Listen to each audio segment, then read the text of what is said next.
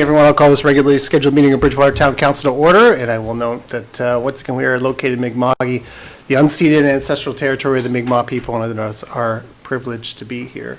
The agenda's been circulated. Any additions or deletions to the agenda? Hearing none, motion to approve the agenda as circulated, please. Deputy Mayor McDonald, seconded by Councillor Newell. All those in favor? Those opposed? Motion is carried. Thank you. Any announcements from members of council? I will note that tomorrow at Rosewater Social at 4 p.m. we have the INMC Startup Pitch Competition, so the International Network of Michelin Cities that the town of Bridgewater is part of. 7 companies from Bridgewater and the surrounding area will compete for an opportunity to represent Bridgewater in Cuneo, Italy, which, by the way, is the home of Nutella, which is pretty cool. And at an international pitch competition. Everyone is welcome to attend this event tomorrow. Again, it's at Rosewater Social from 4 to 6. It's a great opportunity to learn about the innovation that's here in our community and to celebrate them.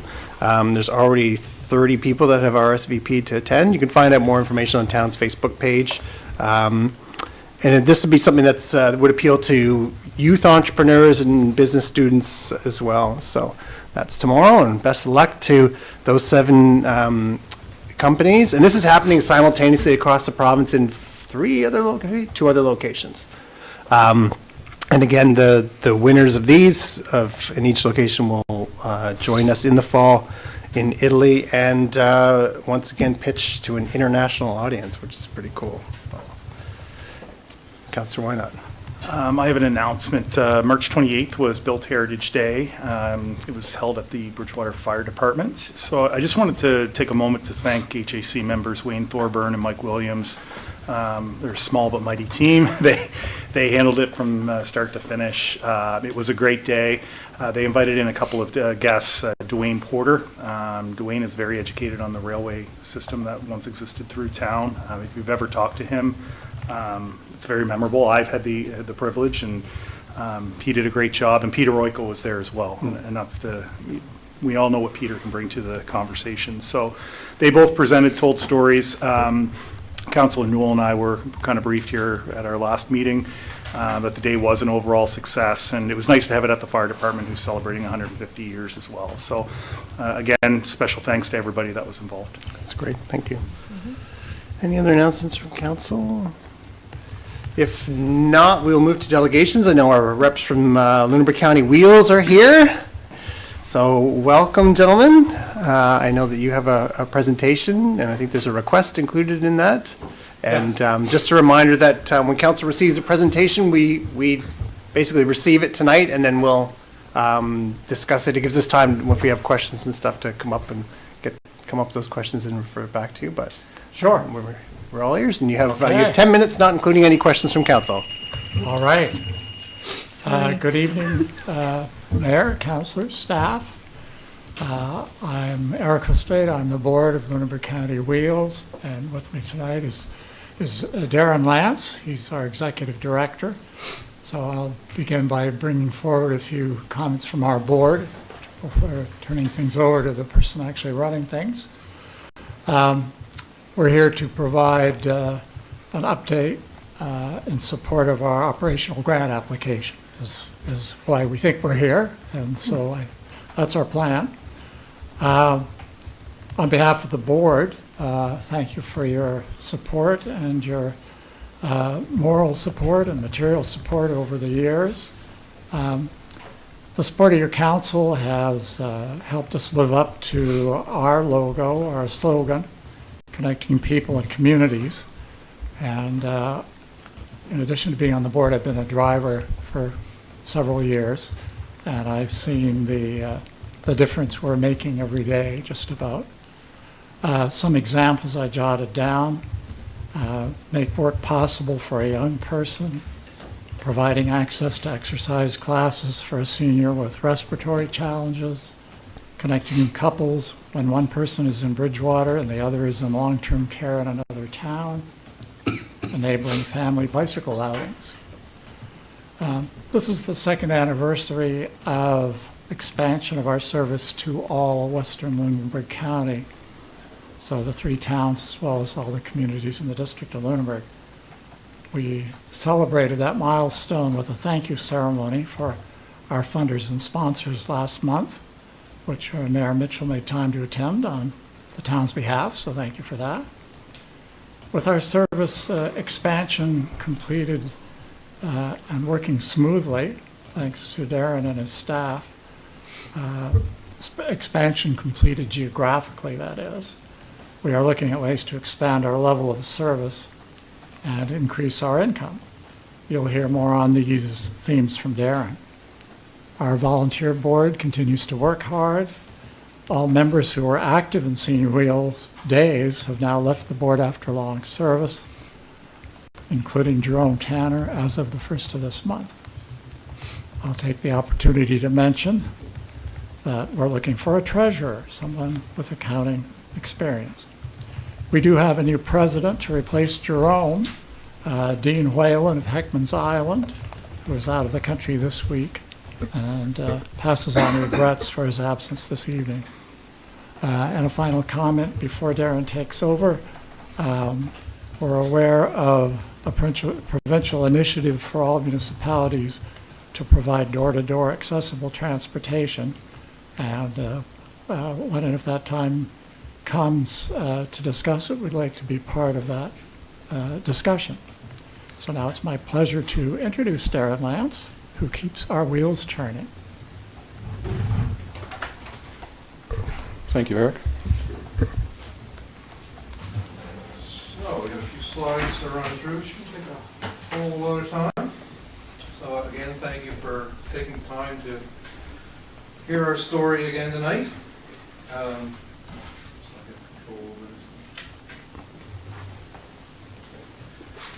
So just to give run through a couple of slides, just to give a quick update as to where we are. I think it's 2 years since we've been here.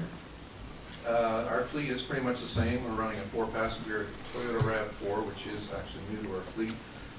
1 7-passenger minivan and 4 8-passenger ProMaster vans, which are all wheelchair accessible. So we sold our bus, our 8-passenger bus last summer and purchased a hybrid. And just in the time, with the gas prices, because it was a 10-cylinder vehicle, it liked its gas.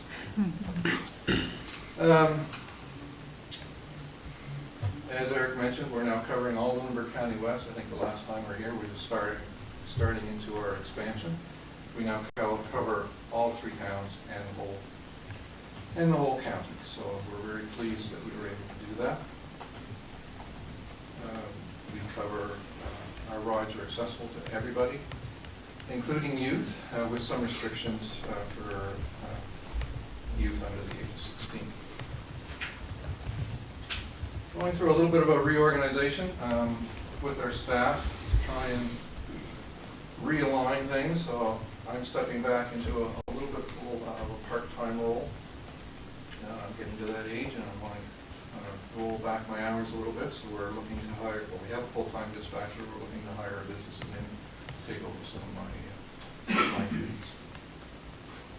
So we have 3 full-time staff right now, 3 full-time drivers, 2 part-time drivers, and 9 casual drivers that we're operating 5 vehicles, 5 days a week, basically 8 o'clock to 5.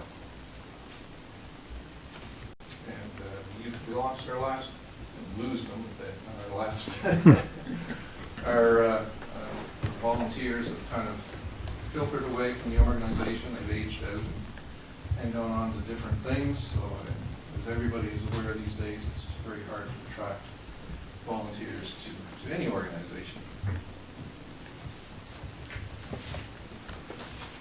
A few quick stats.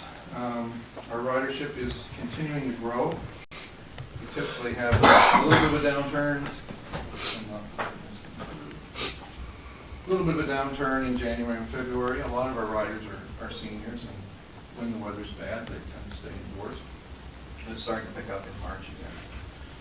But the thing of interest, I guess, for the council is that 59% of our rides originate in the Bridgewater area. So the majority of our rides are starting here.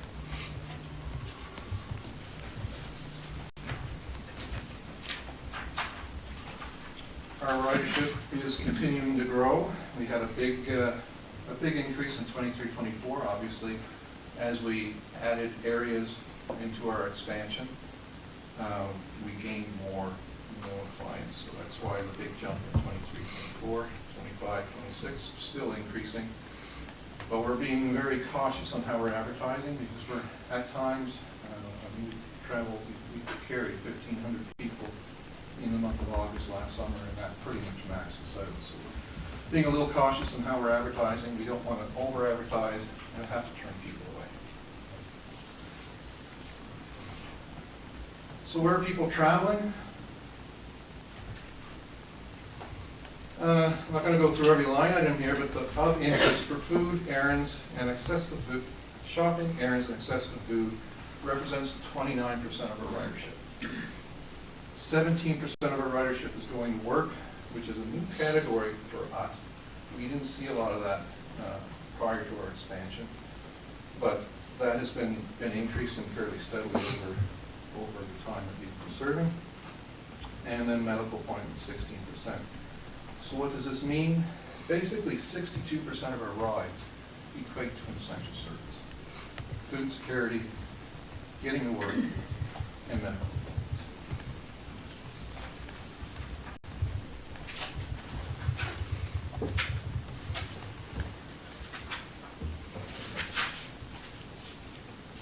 So what's new? The board went through in the end of last year, December 2025, went through a strategic planning process. We completed our expansion that was on the books originally, so that's including the whole county. We did that. So we were asking the question, okay, what's next? So we went through that strategic planning process and we brought in a consultant to help us do that, figure out where we need to go next. As I mentioned, we sold our bus, and in April of this year, we will start restructuring our office. And we're looking, as Eric mentioned, we're looking to be a little more self-sufficient, not relying on government funding so much. Because obviously, we had a fairly big scare here with the provincial budget. We were going to lose 20% of our funding. Luckily, that got overturned. But we still have a couple more years of tough budgets to get through. So we need to try and take a little bit of control and see what we can do to bring in some added revenue. Obviously, $2.50 fare in the town of Bridgewater doesn't make us a lot of money. So what are we going to do? We're looking at upgrading our licenses for our vehicles to a commercial license. So that'll enable us to do a little bit of charter work around the community. The problem that we're finding with doing that is once we go to a commercial license, every trip has to cross the municipal boundary. So what this means is that I cannot pick somebody up at Hillside Pines and take them down to the mall, because they consider that a tax expense. And if a town has a taxi bylaw, then we would have to apply for it. So all the other areas were okay. We need to have some discussions with Bridgewater. I started that discussion a little bit. And I don't think there's a full awareness of what we're doing, how we're doing it. And so we need to have a little further discussions. I'd like to be able to get a waiver so that we can operate as a pre-book service in the town of Bridgewater at our current rates without having to go through the taxi bylaw. So that's a discussion I would like to have so that we can move forward with this next step in our we also, with going to a commercial license, we could offer something like a beach bus in the summer. So on the weekends, we could pick up somebody in Bridgewater, take them to the beach, and run maybe out every day, run back and forth so people can get to the beach. That type of thing. Weddings, whatever, local festivals. People want to go from Bridgewater, they want to go into the craft festival or something like that. We could do that. So those are the kinds of things that we're looking at. So again, we appreciate your support. your support enables us to do what we do. We provide people with a connection to the community for as low a cost as we possibly can get with. Thank you very much. Thank you. I don't know if members of council have questions for Darren or Eric. Councillor Newell. This may be a question for the student staff, and I'm just wondering what specifically about the existing taxi bylaw that's prohibitive to, that you are looking to try to get waived, I suppose. Well, what happens if we sign up for the taxi, to be a taxi service, we have to charge taxi rates. Okay. And that would be the biggest inhibitor. The other side of the equation is we're not really a taxi. Our clients have to call us at least 24 hours in advance to book their ride. So we're, although in the eyes of the commercial license, we would fall under the taxi bylaw because we would not be crossing the municipal boundary. That's really the two distinctions. Thank you. Councillor Conklin. So, yeah, Darren, you mentioned about the cutbacks in provincial funding and that you folks are exploring ways of generating revenue. And I guess other than looking at increasing the $2.50 fare, what else are you looking at? So it's really the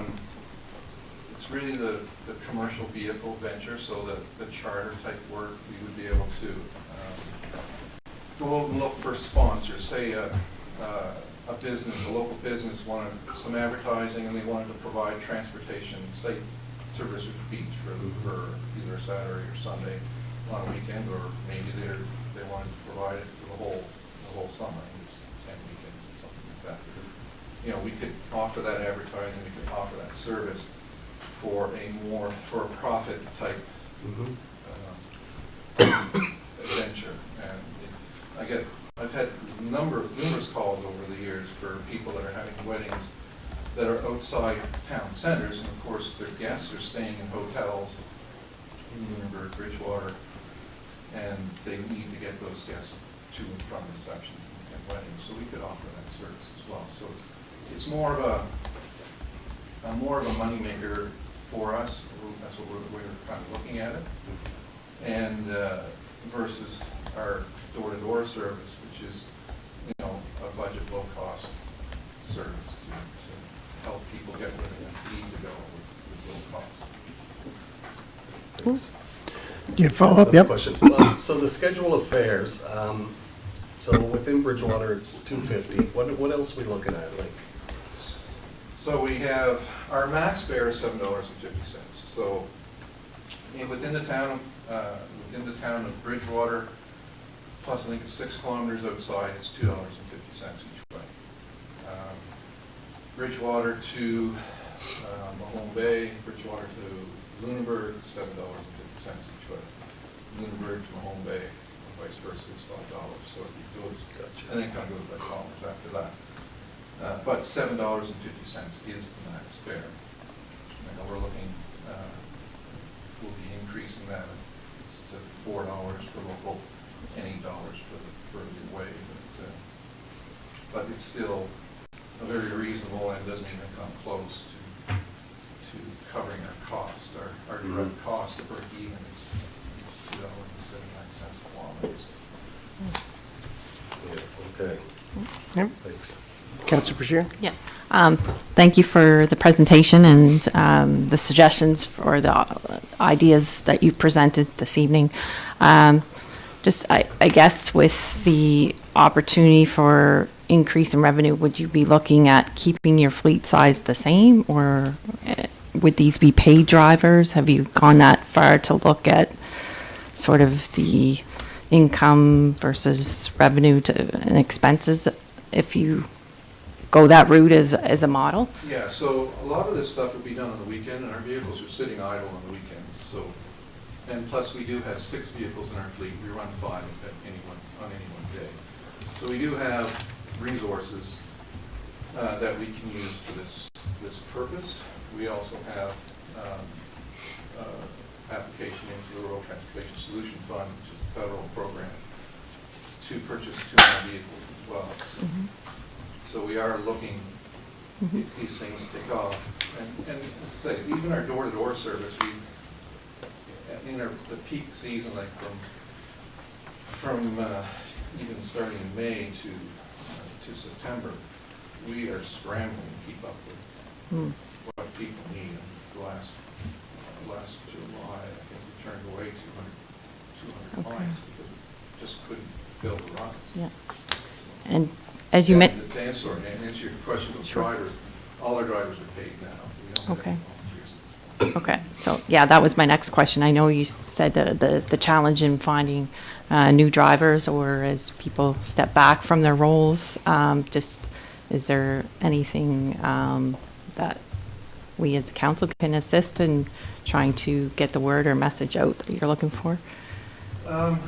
Any help would be great.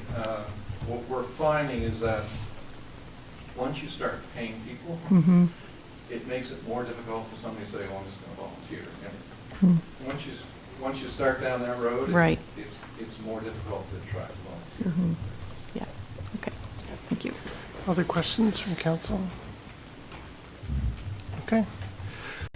Thank you very much. Yep, so we'll receive your presentation, and if we have questions, we'll get back to you. Otherwise, this will come back to a future council agenda for some deliberation based on the requests. Thank you very much. Thank you. Okay, next on our agenda, we have Lunenburg County Pride. Maggie, come on down. I'm filling in Oh, you're filling out for Maggie. Okay, if you just want to introduce yourself, and the little clicker is right in front of you if you want to go through your slides. Yeah. Okay, cool. Oh, yeah, there's my presentation. Okay, my name's Micah Wright. I'm Secretary of Lunenburg County Pride, and here to talk about our parade for 2026. So for the past 3 years, we've had a Pride Parade in the town of Bridgewater, thanks to the support and success of the town of Bridgewater. Last year, we had 37 different groups register for our parade. We had about 500 people come out and watch. And then after the parade, we have what we call the Big Gay Get-Together at Shipyards Landing. We had about 300 people out to that event last year, so huge success. And we're here to talk about the parade and the support for this year. So what is Pride? Most of us probably know by now, but just a little refresher. We often think of it as like a party, and it's really exciting, and we're celebrating our diverse identities. But it's also important to remember that it started in protest to hatred and discrimination for gay, lesbian, and transgender. And our elders face this every day simply for being who they are. So that's sort of where the idea of having a parade stems from. And here in Nova Scotia, we had our first Pride Parade in 1988, and this was a protest to bring attention to lack of human rights for lesbians and gays in Nova Scotia. And the first parade was in response to a teacher, Eric Smith, who was fired in Shelburne County for having HIV. There have been protests before that, and there have been many after, but this is sort of the beginning of Pride March in Nova Scotia.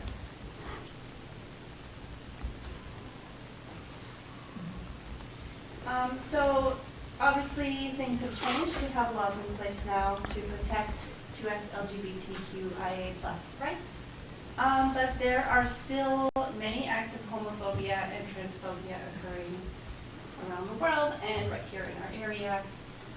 A recent example would be the online hate on transgender data visibility that was clapped back after the flag raising there. So very much still an issue in our community, and all the more important that we remain visible and supportive and just keep on being firm that this will be a safe place. And the parade is a great way to do that. The parade is great because it's probably the most visible part of Pride Week. So it's the first thing we do, but it's out in the community, allies included, everybody's welcome to come, and it gets more visibility than some of the other events that we might have during Pride Week. And it just shows everybody, whether they're out with their identities or not, that we're here, we exist, we're normal people, and maybe they could reach out to us later if they had questions. It also shows our children and our young people that there are older transgender and gay people who still are here and exist, and shows them that there is a future for them too also. And the parade brings people from all over Nova Scotia, even beyond, and that's great for the town of Bridgewater because they're here, so they're shopping at our stores and our restaurants and needing accommodation if they're staying for the weekend or the week, so great for tourism. And this year we have our parade scheduled for Sunday, July 5th, same time as last year, 3 to 4. The regular route, NSCC to Dufferin Street, and this is a family-friendly event for all 2S LGBTQIA+ and their allies. Directly after the parade, we all shuffle over to Shipyards Landing for the big gay get-together from 4 till 6 with vendors and music and food and just hanging out and having fun in the gazebo. So the one thing we will need there is washrooms and electricity at the gazebo. So we're going to have some good music. And once again, we need your support. So the estimated cost would be $6,000 to cover the road closure, security, and staffing. And we would also like your support in promoting our event, because the more the merrier. And that's my presentation. Great, thank you. All right. Any questions from council? Councillor Conklin? Sorry, I might have missed it. What's the proposed date? Oh, July? yeah. It's July 5th. Sunday, the 5th. July 5th, from 3 to 4. I think I'm free. Great. Thanks. That's great. We all know Councillor Conklin's calendar. Those are fun times being in those parades. Yeah, you were It's a lot of marching fun. last year, I remember that, yeah. Councillor Wynot. Last year, my wife and I were in Germany and took in their Pride, and it was a full-blown parade for a solid 2 hours. That was a party. It was incredible. The spirit was incredible, and not saying we'll get to that level here with the thousands and thousands of people, but We're growing every year. that's just it. So I guess I'm getting to my question is how can people reach out to you to get more involved if they wish to do so?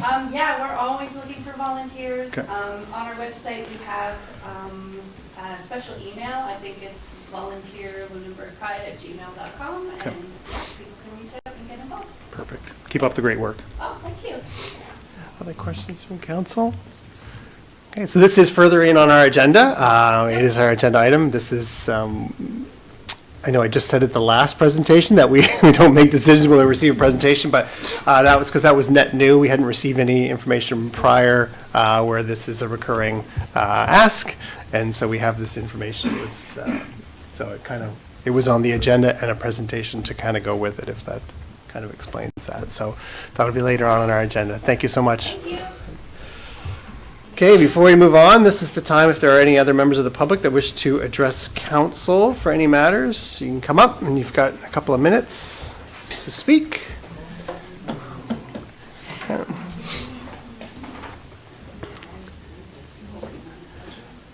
Come on down and introduce yourself if you don't mind. My name's Brandon Sansom. I know we talked on Facebook there a little bit. I kind of wanted to come here and talk to the council and you about everything that's going on in town. So one thing I wanted to bring up, I don't know if you guys are aware yet, but I talked to the MLA. There's a handful of us that are actually trying to better our lives and get out of the shelter system, get on our feet. But it's kind of hard when we can't eat at Wendy's, we can't go to Tim Hortons to get tea, we can't do shopping. We're getting discriminated and kicked out of everywhere. Most of us don't steal, we pay for our stuff, but we're not even allowed to sit at Wendy's for 2 minutes to decide what we want to buy before they kick us out and cuss us out.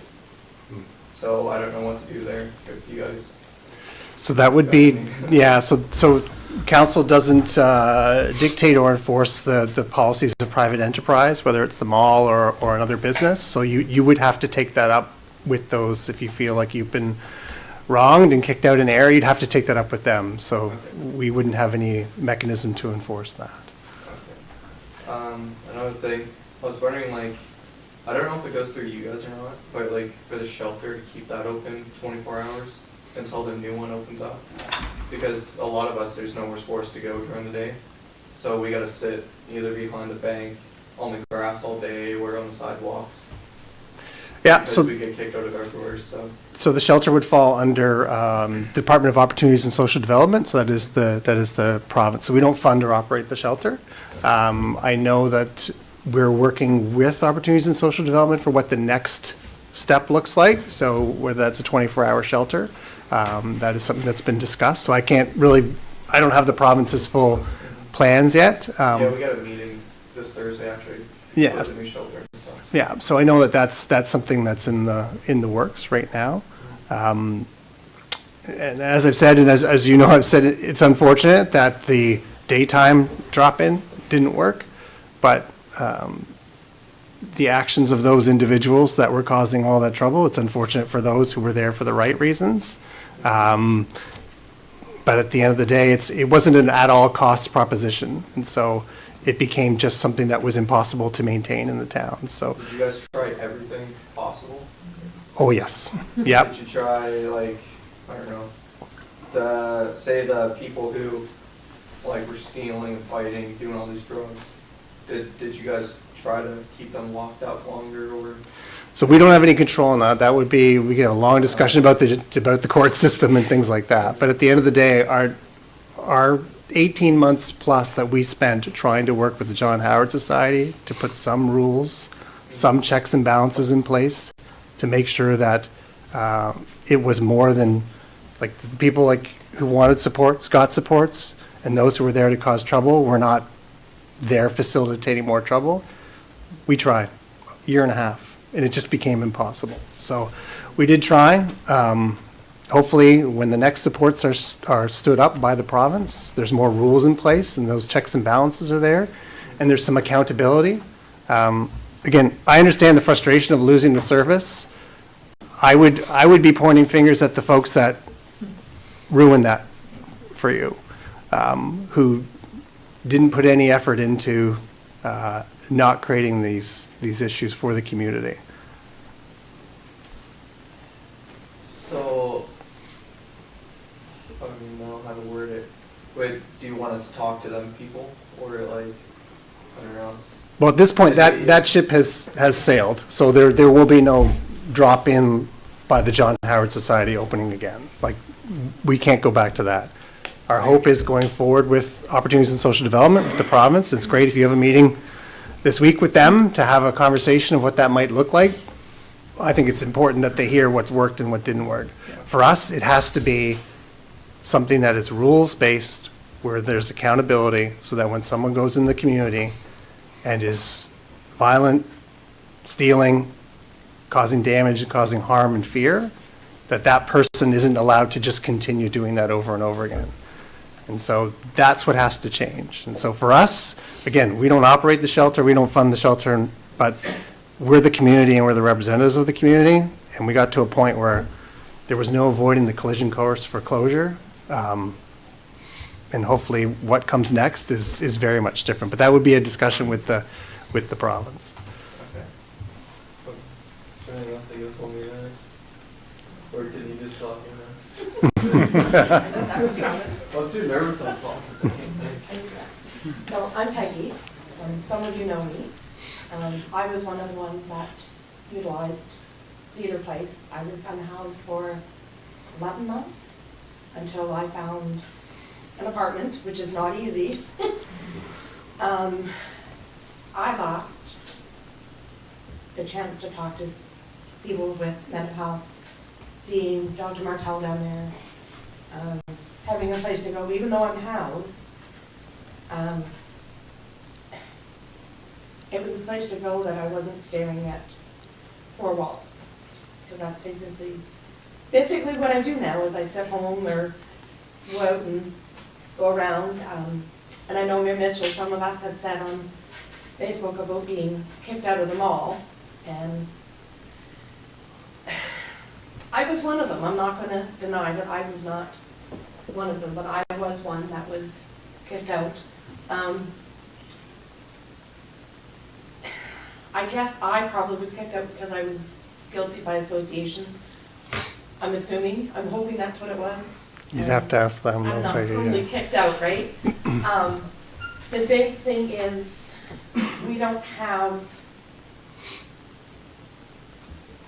the one we used to talk to for mental health. Can't utilize him. We can't utilize Dr. Martell anymore because he was down at John Howard. We can't utilize their laundry facility, we're not allowed to go in, and they can't do it for us. They're not allowed either. The big question is, I know there's some from the shelter, is there a plan for a way to help those who were doing laundry down there that needed the support? Is there any type of a plan that would help them when you don't make a whole lot a month from, I call it IA, it's the only way I can remember it, that there is help for them. Like, I myself I get 1,022 from them, and by the time I pay my rent and I pay a $200 and some power bill every 2 months, I have $8 left. That's not a whole lot. I do get the rent subsidy, but that doesn't give you a whole lot either, but buying, eating medication and eating groceries, and that's what you have to live off of for a month. Is there any chance of getting some help with one of the laundromats or anything? Yeah, so we've had multiple conversations with SODA and talked about various scenarios, including how to, because there are programs, and I think I even talked to you about one of the programs. Yes. There's a number of programs out there where it connects people looking to do laundry with laundromats, and there's a provision to make sure the laundromat is paid, things like that. So that wouldn't be the town that does that, but an organization like SODA. So the last conversation we had with the executive director was around making sure, because you and I had talked, that laundry is one of the big gaps for folks. It's a huge gap. Yeah, so. I know my place, building I live, takes all quarters in the washer and dryer, and where I live is an older building, Yeah. Bridgewater, so. So again, I think there's solutions to these gaps. SODA is the provider to fill some of those gaps, just as they are the shelter operator, and I'm assuming going forward will be the new shelter operator as well. So we can circle back to them to see what solutions they've come up with, but it's probably just as quick for you to reach out to SODA and see what they're working on. They actually signed off on me, I'm no longer Oh, okay. part of them. Once I got my place and I knew I was able to be in my apartment and not need their support anymore, they actually signed off on me. Okay. So, but we can make some inquiries on that, but that would be directly from SODA themselves. And again, That would be great. we all tried. I understand the frustration of having supports and having that community there. Yeah. And believe me, we were over 18 months trying, countless meetings, begging the John Howard Society to do something so that it was, and again, I don't want to paint everyone with the same brush. It's not everyone at the John Howard Society that was creating an issue, Yeah. but it was people at the John Howard Society creating an issue. And so we tried, and it was 18 months, $400,000 of taxpayer money just to deal with the corner of Dominion and King. Just that one corner. Almost 10% of the police budget and Public Works. And so it just became, it got to a point where, as hard as it was, and it was not easy to make the decision to then pivot to requesting closure, we weren't left with much of a choice. So it is unfortunate. There are people that are kind of caught in that. I am angry at the clients who created the issue, just as I am angry at the staff at the John Howard Society who did nothing to make this a viable operation. But it is unfortunate, and I feel for the folks that are frustrated of that. So we can look into the laundry issue. We can connect with SODA and if there's a solution that they're working on, make sure they kind of communicate that out there. But again, everyone around this table, we hear you. For the people that were there for the right reasons, we do hear you. Well, Thank you. thanks, Peggy. I don't know if there's other folks. Okay, if there's no one else, we have the minutes of March 9th, public hearing and regular council meeting, as well as March 16th, special budget meeting and regular council meeting for March 23rd. Are any errors or omissions in those? Hearing none, can I have a motion to approve those? Thank you, Councillor Newell, seconded by Deputy Mayor McDonald. All those in favor? Those opposed? Motion is carried. Thank you.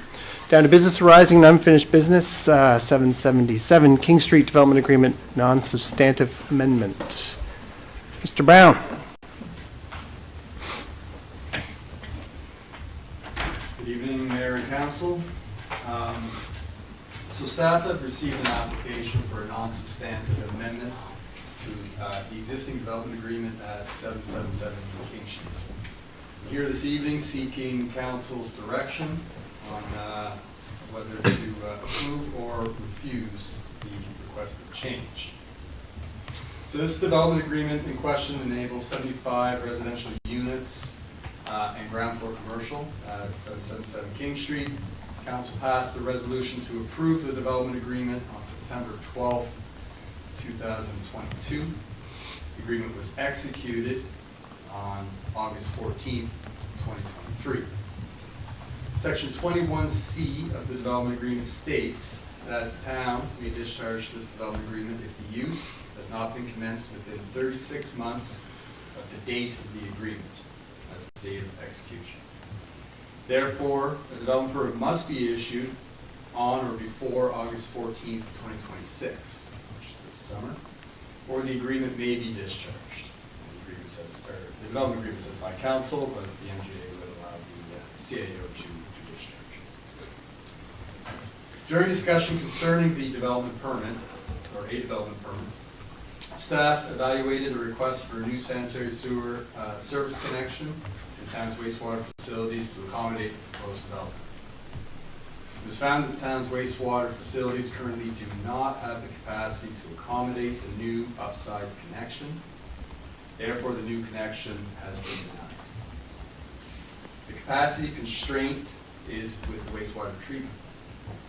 No new connection for this development can be approved until upgrades are completed at that plant, anticipated for completion in 2030-31. The proposed amendment to the development agreement with C subsection 21C changed to reflect a new period to commencement. Development prohibitions. Replacing within 36 months with within 96 months. That would provide an additional 5 years to align with the timeline for upgrades at the wastewater treatment plant. Development agreements identify matters which are deemed substantive and matters which are deemed non-substantive. In this case, the requested change to the timeline section and required date of commencement is a non-substantive matter. At the time of Council's resolution to approve the development agreement, non-substantive matters required the approval of Council. The Municipal Government Act has since changed to give that authority to the development officer. The legislative change to procedure concerning non-substantive amendments may have altered Council's decision when originally considering this development agreement with respect to what is substantive versus what is non-substantive, such as a change in the date of commencement, for example. Therefore, staff are seeking Council's direction as to whether the change in the commencement date for this proposal aligns with Council's original intent when the development agreement was approved. So, seeking Council's direction, but of course, I'll answer any questions. Questions from council? So just to kind of, the idea here is we don't have the capacity. We're hoping to have the capacity by 2031. So by changing this, it realigns actually quite nicely potentially with capacity. Exactly. Okay.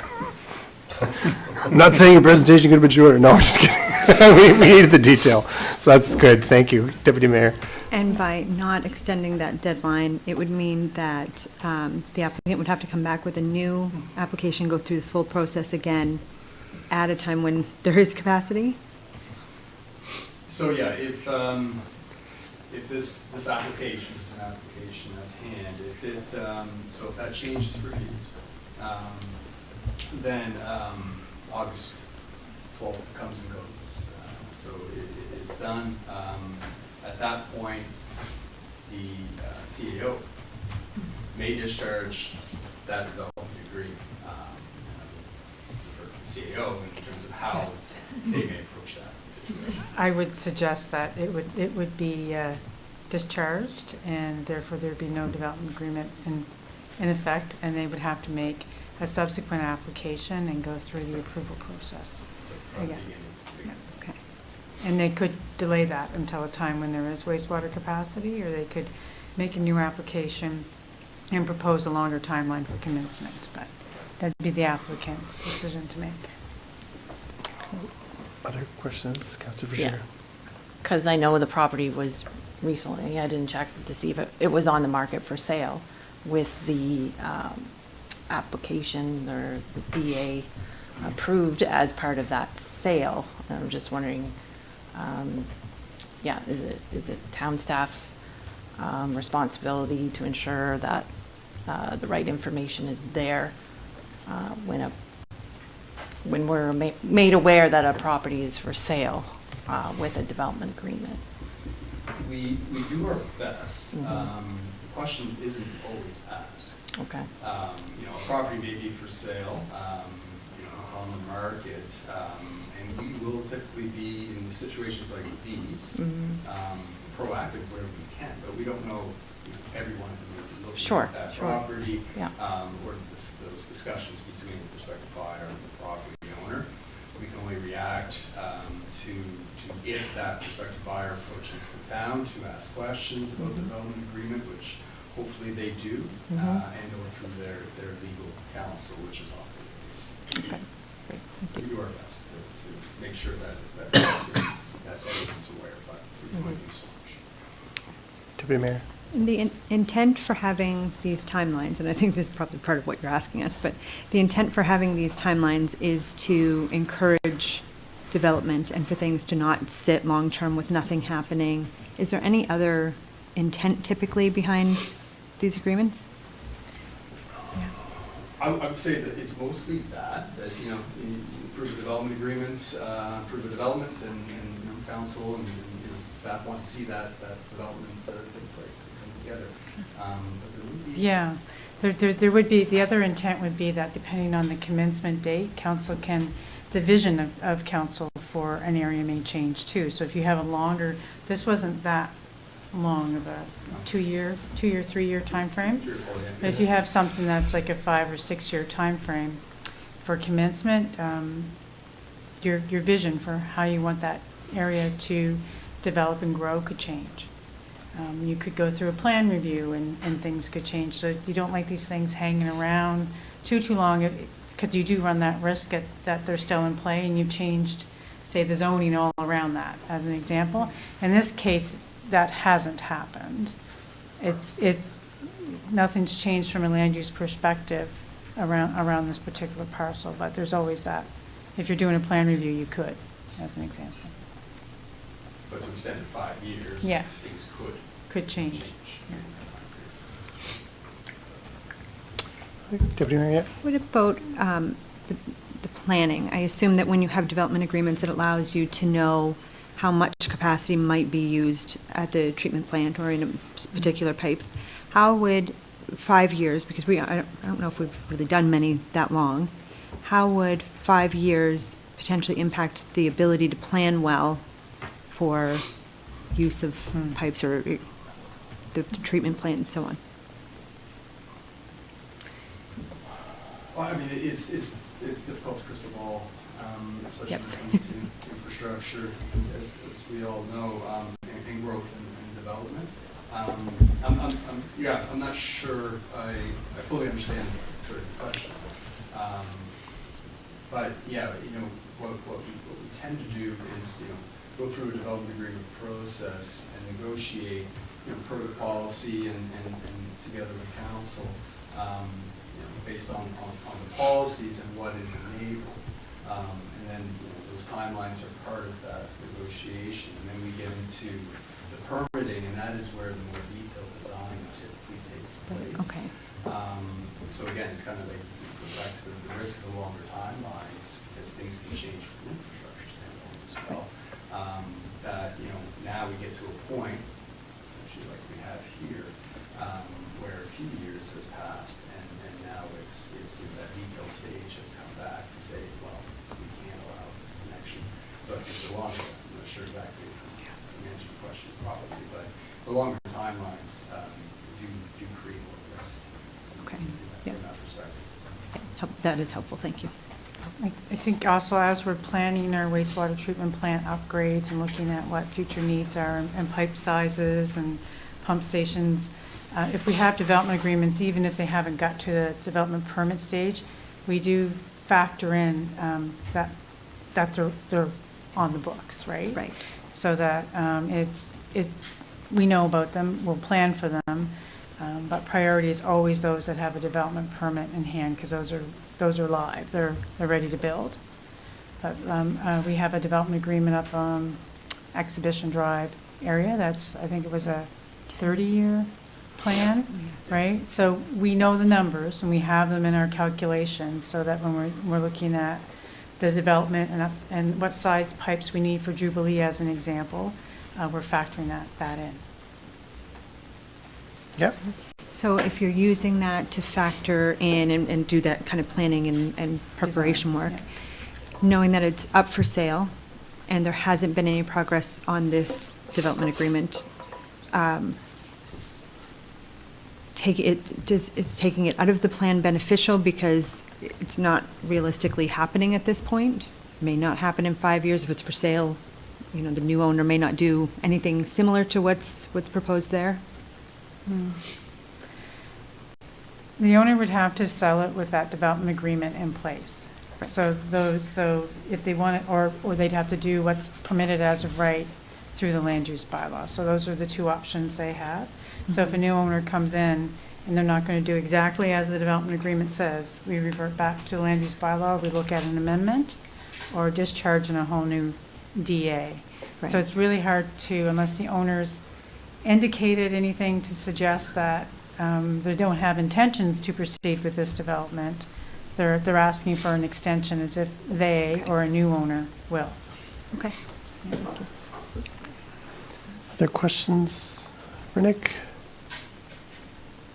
I can't tell if your hand's up or you're just... Oh, sorry. Like it's an interesting way of saying I want to speak. Hey, Mr. Mayor. Yeah. Okay, if there's no other questions, we are looking for some direction. Councilor Frazier? I'll make a motion, Your Worship. Yes, thank you. I move that Town Council for the Town of Bridgewater provide confirmation to the Development Officer of Council's agreement with a non-substantive change to subsection 21C of the development agreement at 777 King Street to extend the date of commencement of the development from August 14th, 2026 to August 14, 2031. Thank you. Seconded by Councilor Wynot. Further discussion? Hearing none. All those in favor? Those opposed? Motion is carried. Thank you. Yes, thank you. We are down to 10.2, which is Park Improvement Plan.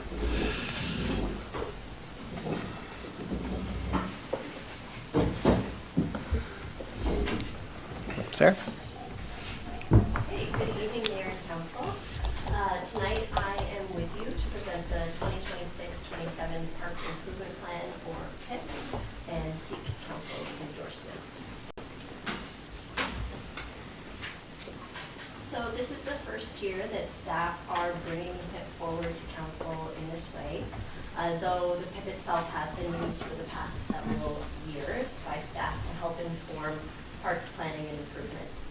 By seeking Council's endorsement, staff hope to formalize the PIP and implement a clearer path for tracking and reporting on park and open space activities throughout each year. So what is the Parks Improvement Plan, or the PIP? It originates from the Open Space Plan, which Council endorsed in 2021. Staff have since been advancing the action items within the plan, one of which directs the creation of a Parks Improvement Plan. And a version of the PIP has been used by staff for a number of years. Its inclusion in the OSP formally established this practice.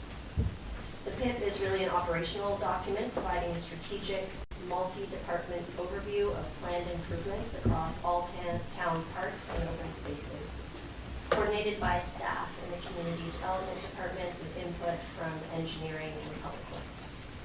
Importantly, the PIP informs and is informed by the annual budget and staff work plan for the coming year. It does not, however, include routine maintenance or recreation programming. The goals of the PIP are to improve existing spaces, connect people to these spaces, and activate our parks and open spaces. A draft map has been included for you here. This hasn't yet been formalized in the MPS, but it shows the proposed classifications of parks and open spaces within the town. I've included it here just to illustrate the breadth of spaces within the town. In total, we currently have 42 distinct areas identified in the open space plan, all of varying sizes and uses. And these include parks, playgrounds, recreation areas, trails, and conservation land. So the following table summarizes the priority parks and open spaces that are identified in this year's PIP for the fiscal 26-27. High priority activities for this year include the development of 2 new park spaces, including Generations Active Park, or GAP, and Winburn Avenue Park, as well as enhancements to both Glen Allen Park and Glen Allen Playground, and a decision regarding the future of the Michelin Nature Discovery Park. Just a little bit about the key projects that have been identified for this fiscal year. So the GAP project has recently been tendered, and staff will now be working with the identified consultant to establish a preliminary design of the accessible playground, pavilion, and splash pad. Council and the public will have opportunities to review and provide feedback at key stages of the design and development process. It's anticipated that the accessible playground component will be constructed later this year. Winburn Avenue Park is well into the development stage and should be set to open within this summer season. Both park developments represent progress to provide more park facilities to a previously underserved section of the town. Glen Allen Park and Glen Allen Playground have been identified as priority areas for enhancement in 2026 and 27, and staff are working across departments to establish a work plan which will aim to improve access to these 2 locations, as well as the equipment and experiences available within each. This includes things like seating, shade, improvements to the Storybook Trail, those types of things. And then lastly, the space identified as the Michelin Nature Discovery Park will be transitioning away from being an active park space this year, and council will be asked to provide direction on the future use of this space, informed by input from the Parks, Recreation, and Active Transportation Advisory Committee to council. So the annual process that we're looking to implement with this budget cycle is outlined for you here. This includes seeking annual endorsement from town council of the relevant year's PIP and enhanced engagement with the Parks, Recreation, and Active Transportation Advisory Committee to further inform yearly PIP development. Progress on PIP items will now be reported to council on a quarterly basis, which you can see identified in the timeline there, those key stages.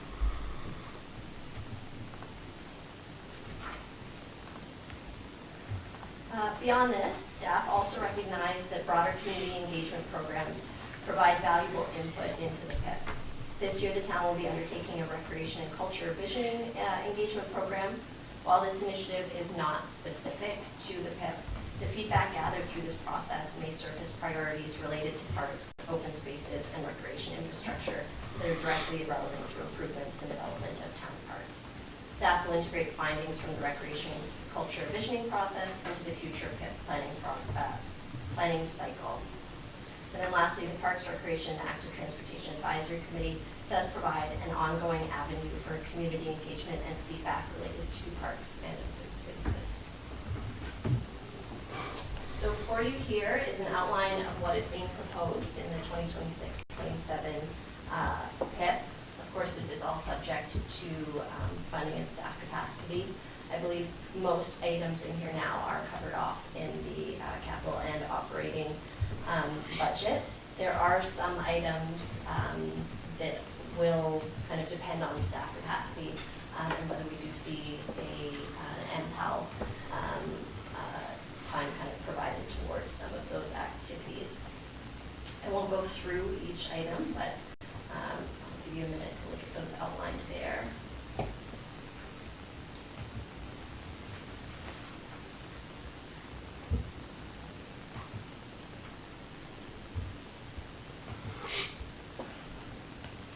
Okay, and then finally, staff's recommendation is that town council for the town of Bridgewater endorse the Parks Improvement Plan, or PIP, for fiscal year 2026-27 as outlined in Appendix A of the report.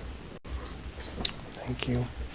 Questions from council on this? We've seen this before, so Deputy Mayor, yeah. The Glen Allen Playground, I know Glen Allen Park is across from the hospital. Yes. Glen Allen Playground is where? It is right back behind. Off of Miller, right? Okay, Yeah. the Miller and Brady Avenue, okay. And, Yep. just gonna keep on going there. So one of the steps is the advisory committee, the Parks Recreation and Active Transportation Advisory Committee, to review the PIP for that year.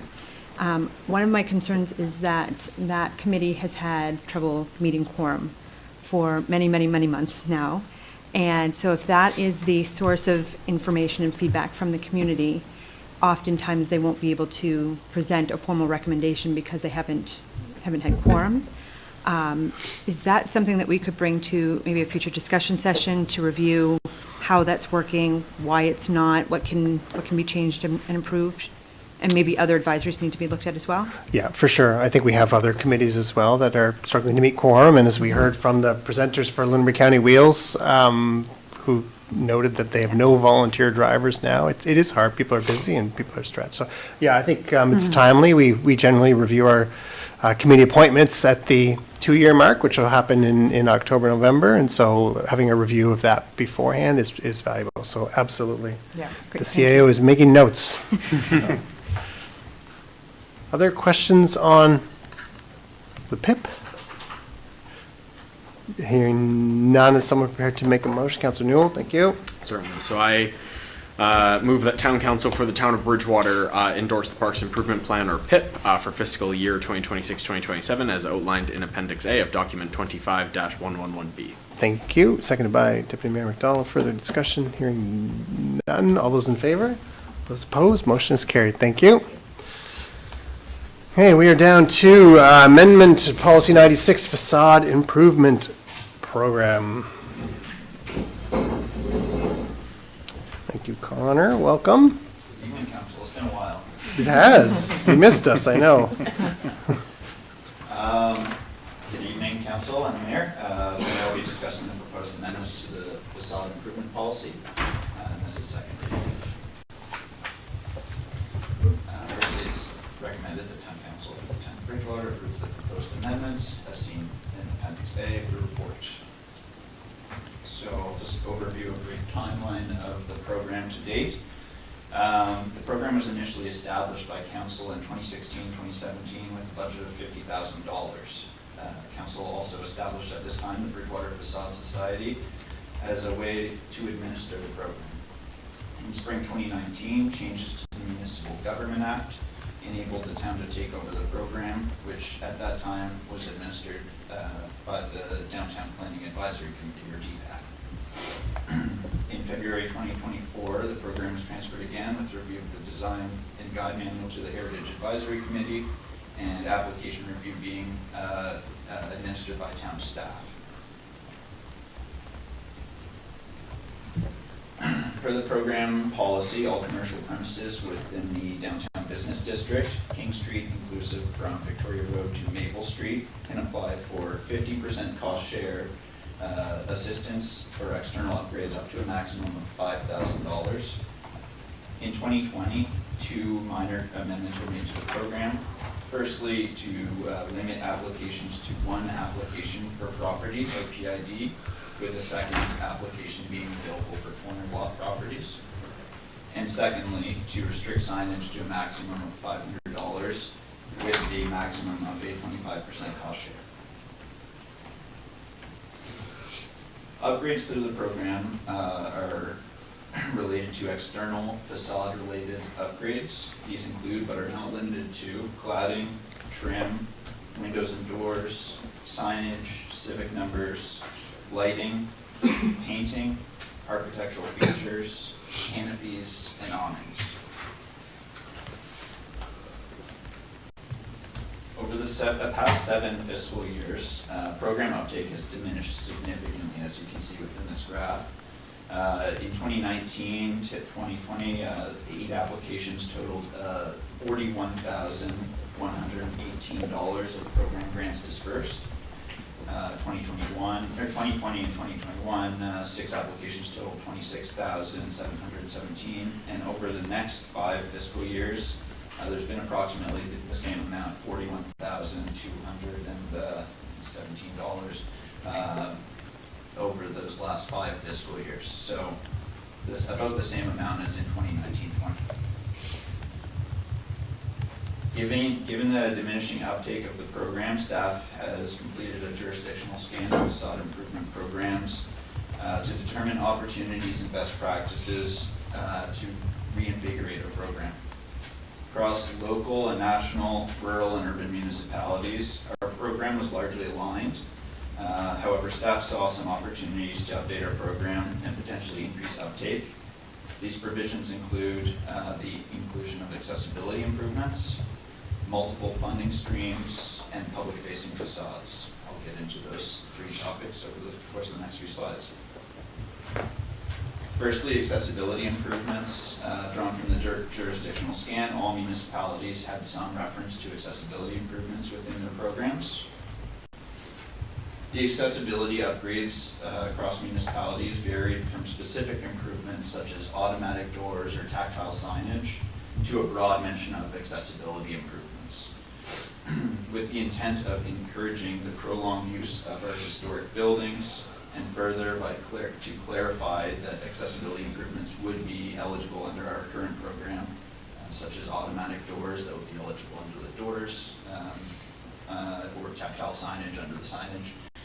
Staff proposed to make an explicit and broad mention of accessibility improvements within the program. Secondly, public-facing facades.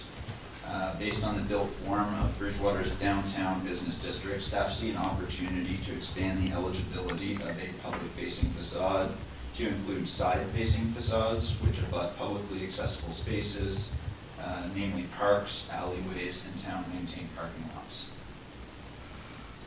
Here you can see a few examples of properties that would be eligible under this proposed expansion of the program.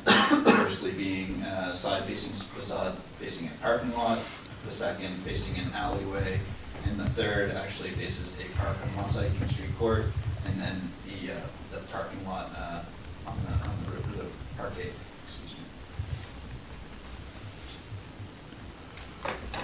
The current eligibility of property for the program is limited to 1 application per fiscal year per property, except in corner lots that are eligible for 2 applications, and which run on 2 streets.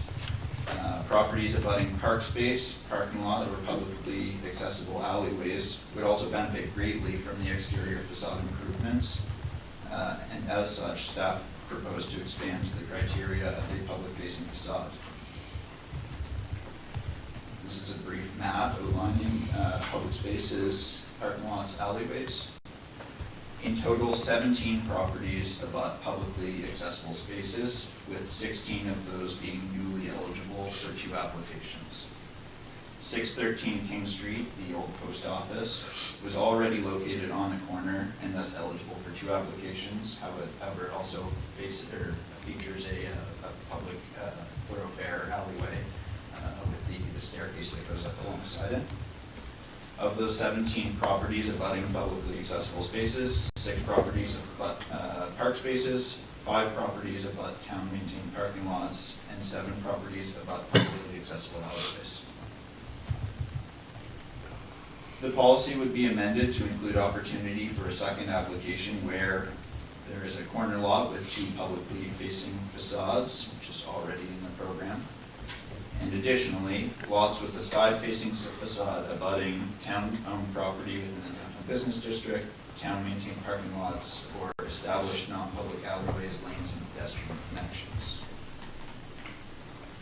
This is a map showing public-facing facades, so this would encompass both the corner lot properties and the properties added through this process. In total, this amendment would create 29 properties that would be eligible for up to 2 facade improvement applications each. Of these properties, there are 3 properties that would meet the criteria for up to 3 applications, and as such, staff proposed that to amend section 10 to restrict applications to a maximum of 2 per property per fiscal year. Third and finally, staff drew the idea of multiple funding streams from the town of Kentville, where they feature a funding stream specifically for new businesses. Our existing program is open to both property owners and tenants, with property owner permission, of course. Importantly, the program currently limits signage to a maximum of 25% cost share up to a maximum of $500. The proposed new business stream would be limited to new businesses defined as a business which has, within the last 12 months, entered into a commercial lease or has taken possession of a property. Further, the stream would be limited to 1 application per property per fiscal year with a maximum grant allowance of $500 and no cost share required. Any improvements should relate directly to the storefront, for example, a new window, door, or sign. The dual stream incentivizes the protection of heritage while concurrently supporting new businesses on King Street. These are the proposed amendments within the program, and this would amend sections 5, 8, and 10 of the facade improvement policy.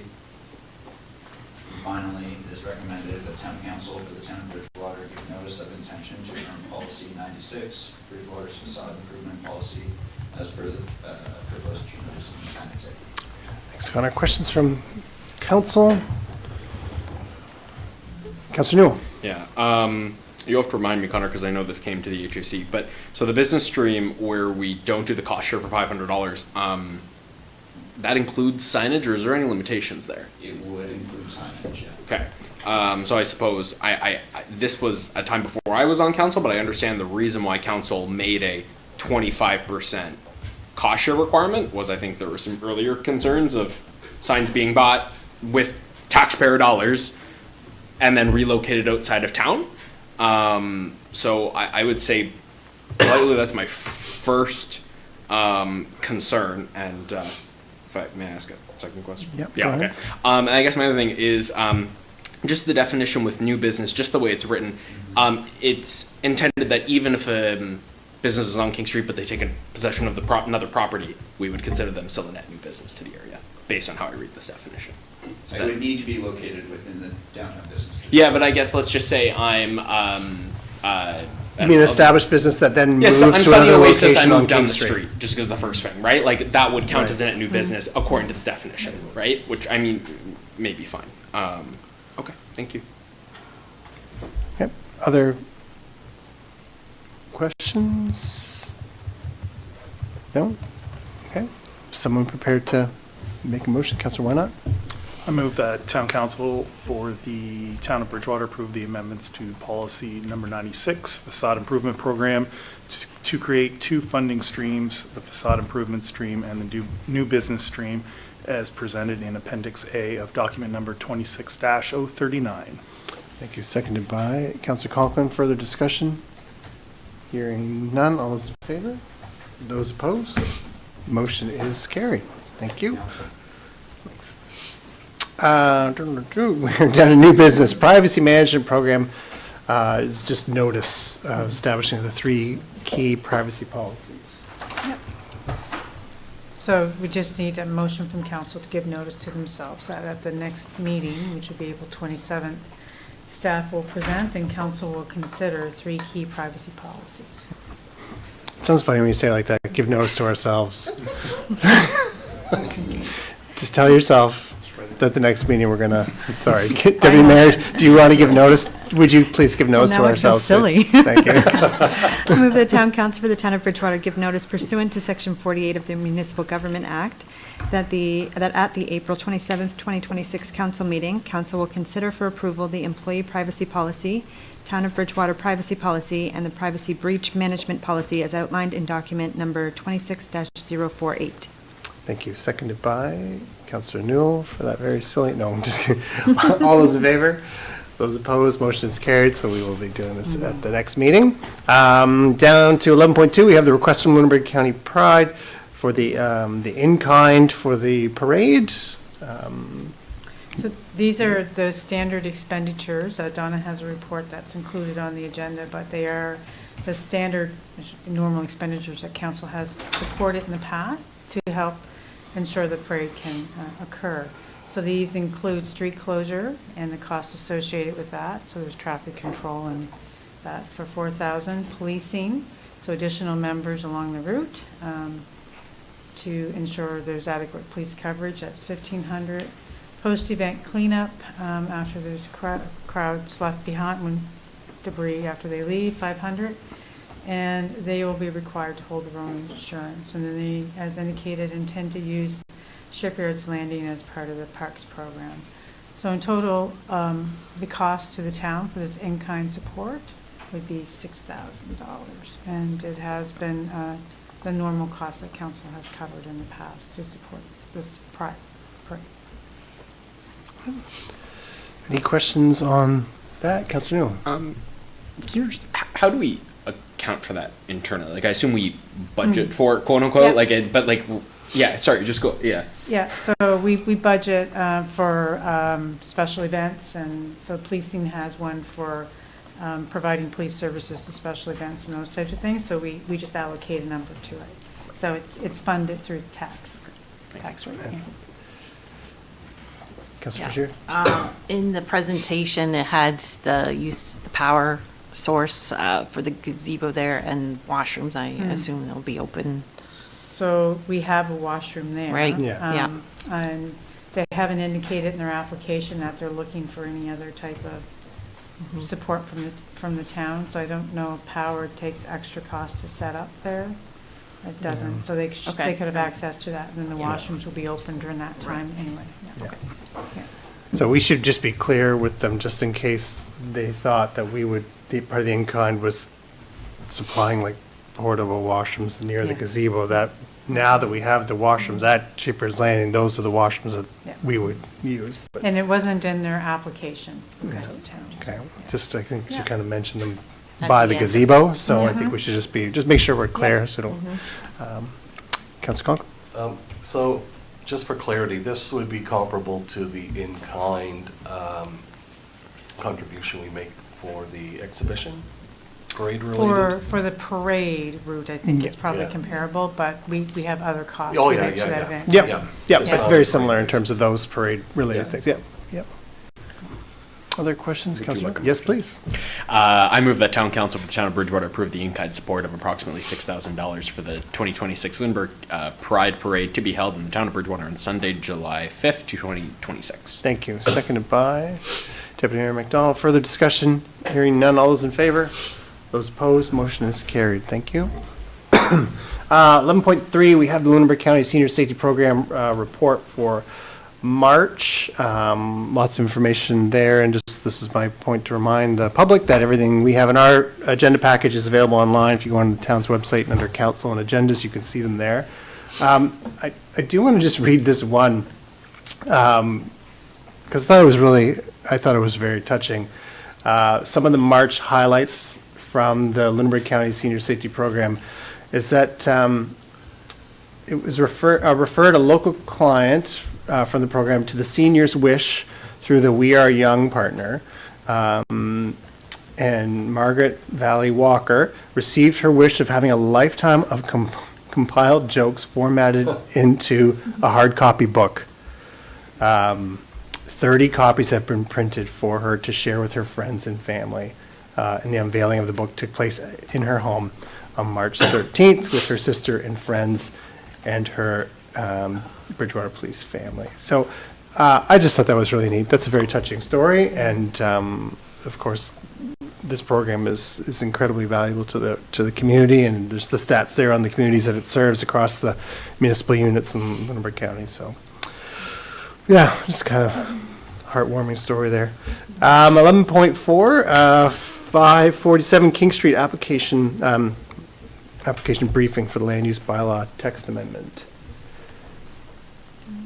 Who's doing that one?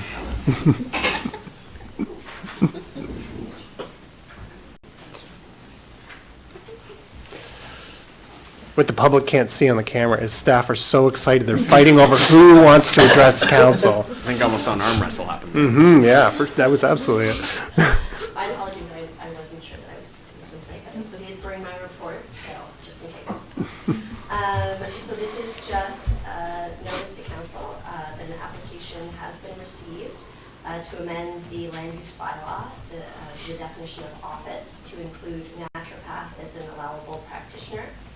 This request for amendment is a result of a request from a naturopathic practitioner to establish their practice at 547 King Street, which is located in the historic downtown commercial zone, the C1. So that'd be the old library, right?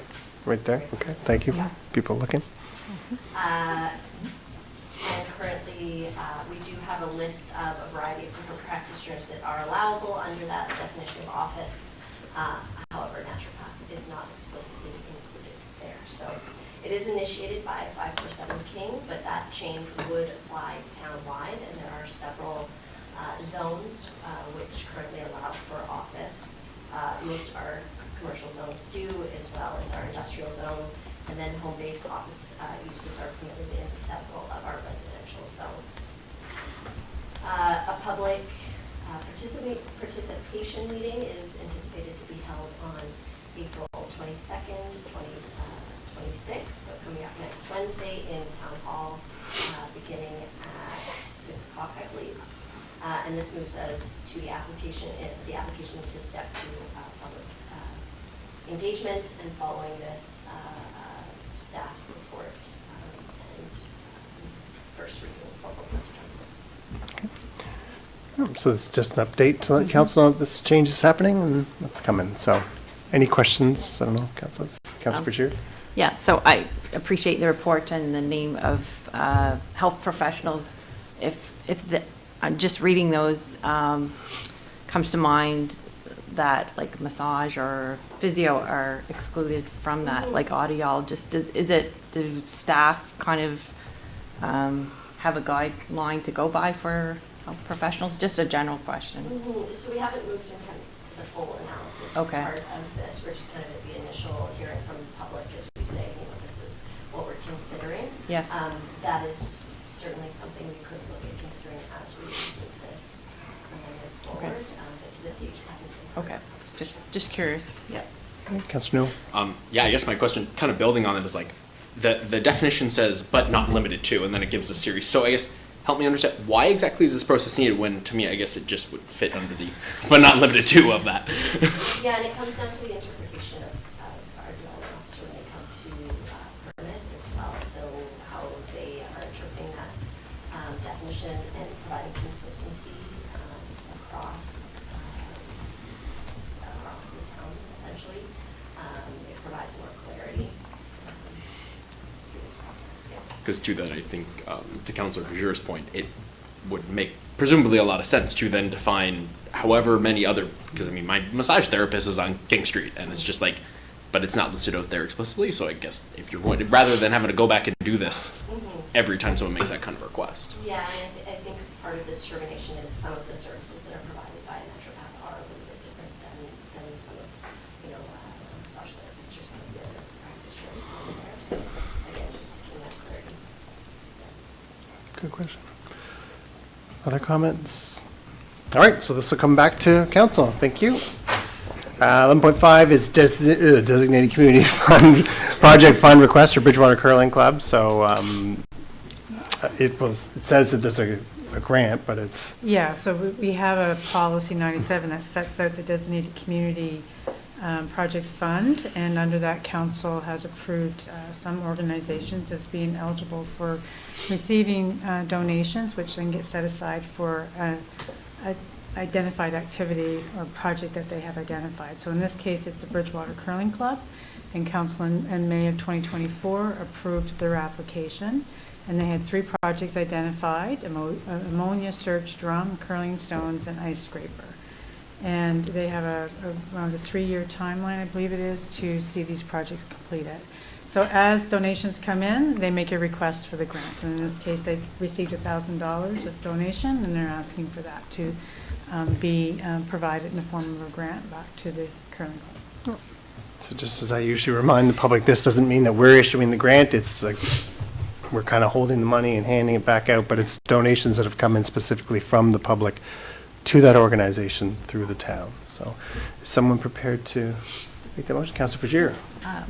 Yes, I move that town council for the town of Bridgewater, in accordance with policy 97, designated community project fund, approve a grant in the amount of $1,000 to the Bridgewater Curling Club towards 3 projects indicated in their application of May 2024. Thank you. Seconded by Councilor Newell. Further discussion? Hearing none. All those in favor? Those opposed? Motion is carried. Thank you. Down to 11.6, 2026 provincial volunteer and volunteer recognitions. These are 2 separate things, but we have a recommendation for a provincial volunteer. I don't know if our rep would like to. Sure, Yep. if you wouldn't mind. So National Volunteer Week is celebrated from April 19th to April 25th. And we receive nominations every year to recognize some of the fantastic volunteers in our community, and there are a lot of them. And we're receiving good numbers of nominations now. It was a little bit slow for a few years, but seems to be picking up, which is fantastic. The Parks, Recreation, and Active Transportation Committee, Advisory, is then tasked with selecting representatives. This typically means that there's a review and discussion, an official vote, and a formal recommendation from the committee. However, the last meeting, we didn't have quorum, as I alluded to earlier. So there was, however, a good discussion, and kind of an informal preference was formed from that discussion. And then further consideration by staff and the council representative, who is me, and discussions with the provincial volunteer staff formed the recommendation that we're bringing forward this evening. It takes account the feedback from all of those sources, because we didn't have a quorum to have an official vote. So I just wanted to note that process, because it varied from previous years, just so that everyone's aware. So all of the nominees are truly deserving, and we're able to celebrate all of them through our local volunteer recognition event, which will be held on Thursday, April 23rd at the Des Brisets Museum. The Parks, Recreation, and Active Transportation Advisory Committee, the Town of Bridgewater Council, and will recognize all of those nominated, including Andre D'Entremont, the Town of Bridgewater Individual Volunteer Award, Souls Harbor for Corporate Volunteer Award, Joanne and Dave Hadley for the Family Volunteer Award, Cassandra Chasson and Scarlett Hill for the Youth Volunteer Awards, and additionally we'll send 1 representative to receive the provincial award at a ceremony in Halifax. And I'm very pleased to bring forward the recommendation to recognize Michelle Dion Werner for the Individual Provincial Award for 2026. Michelle has been volunteering with numerous organizations. I mean, the list is long for many years. She's without question someone who's available wherever she's needed and asked to help out, and has made volunteering a way of life. And we're very pleased to put forward these recommendations for this year's awards, and thank all the volunteers and all the people who submitted nominations. It means a lot. Okay, thank you. Would you like to make the motion for the provincial volunteer? Sure. I move that Town Council for the Town of Bridgewater nominate Michelle Dion Werner of Bridgewater for the 2026 Provincial Representative Individual Volunteer Award, to be celebrated at the provincial award ceremony to take place in Halifax in September. Thank you. Seconded by Councillor Newell. Further discussion? Hearing none. All those in favor? Those opposed? Motion is carried. And looking for a motion for the other volunteers. Oh, I'll do that too. Oh, perfect. Move the town council for the town of Bridgewater, in celebration of the 2026 National Volunteer Week, recognize the following residents of Bridgewater for their volunteer service in the following categories: Individual Volunteer Award, Andre D'Entremont; Corporate Volunteer Award, Souls Harbor; Family Volunteer Award, Joanne and Dave Hadley; Youth Volunteer Award, Cassandra Chasson and Scarlett Hill. Wonderful. Seconded by Councillor Fagier. Further discussion? Hearing none. All those in favor? Those opposed? Motion is carried. Thank you very much, and thank you to our volunteers, and we will see you next week at our volunteer recognition event. Thank you. We are down to budget discussion. Now I see it said 7 o'clock on it, but in bright red. In bright red.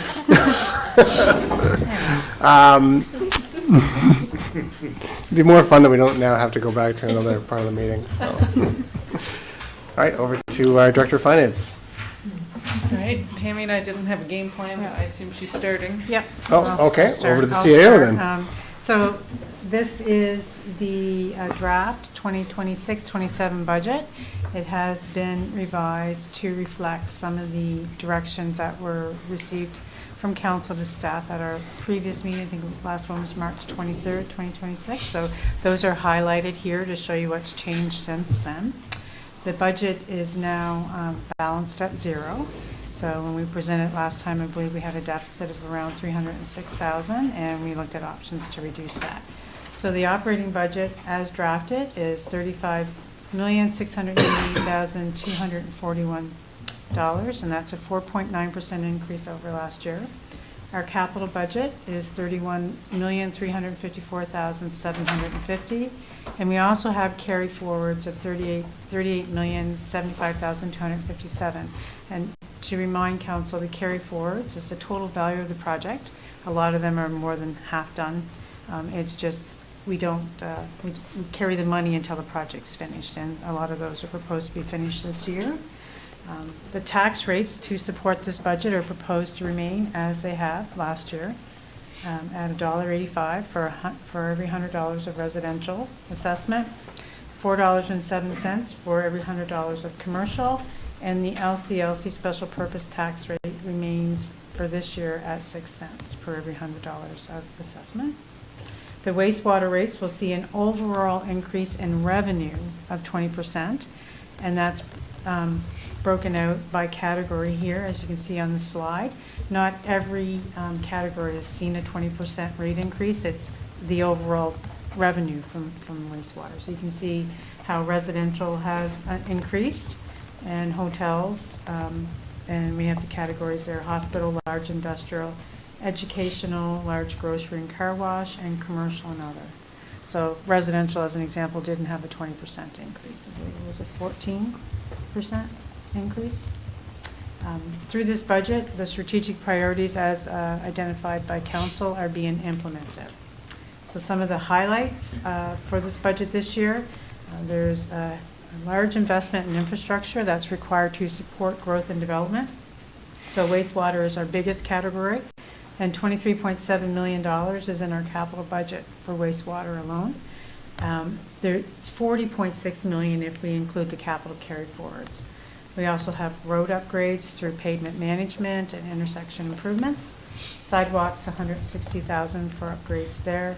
Parks development, $708,000 overall, and the big one there is the Generations Active Park. Wastewater capacity strategy, we have $135,000 to continue that work, and that's offset by grants. The business park development has $245,000 proposed in the budget. So the land sales and marketing, we have a one full-time equivalent position proposed there to project manage that. And we have some other work in terms of the conceptual plan and then getting ready to take land to market. The downtown development plan will continue this year. We also are investing in tourism and events through the development of a strategy and the implementation of that. And we're using the marketing levy revenue to fund a full-time position to help support that.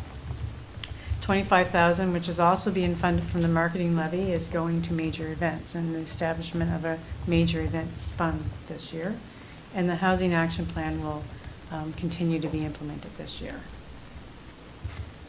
Under community well-being, we're investing $3.3 million into recreation facilities. So this is our contribution to the LCLC, our funding of parks and playgrounds, including maintenance capital, and then the operation of our outdoor pool as well. The housing action plan again falls under community well-being.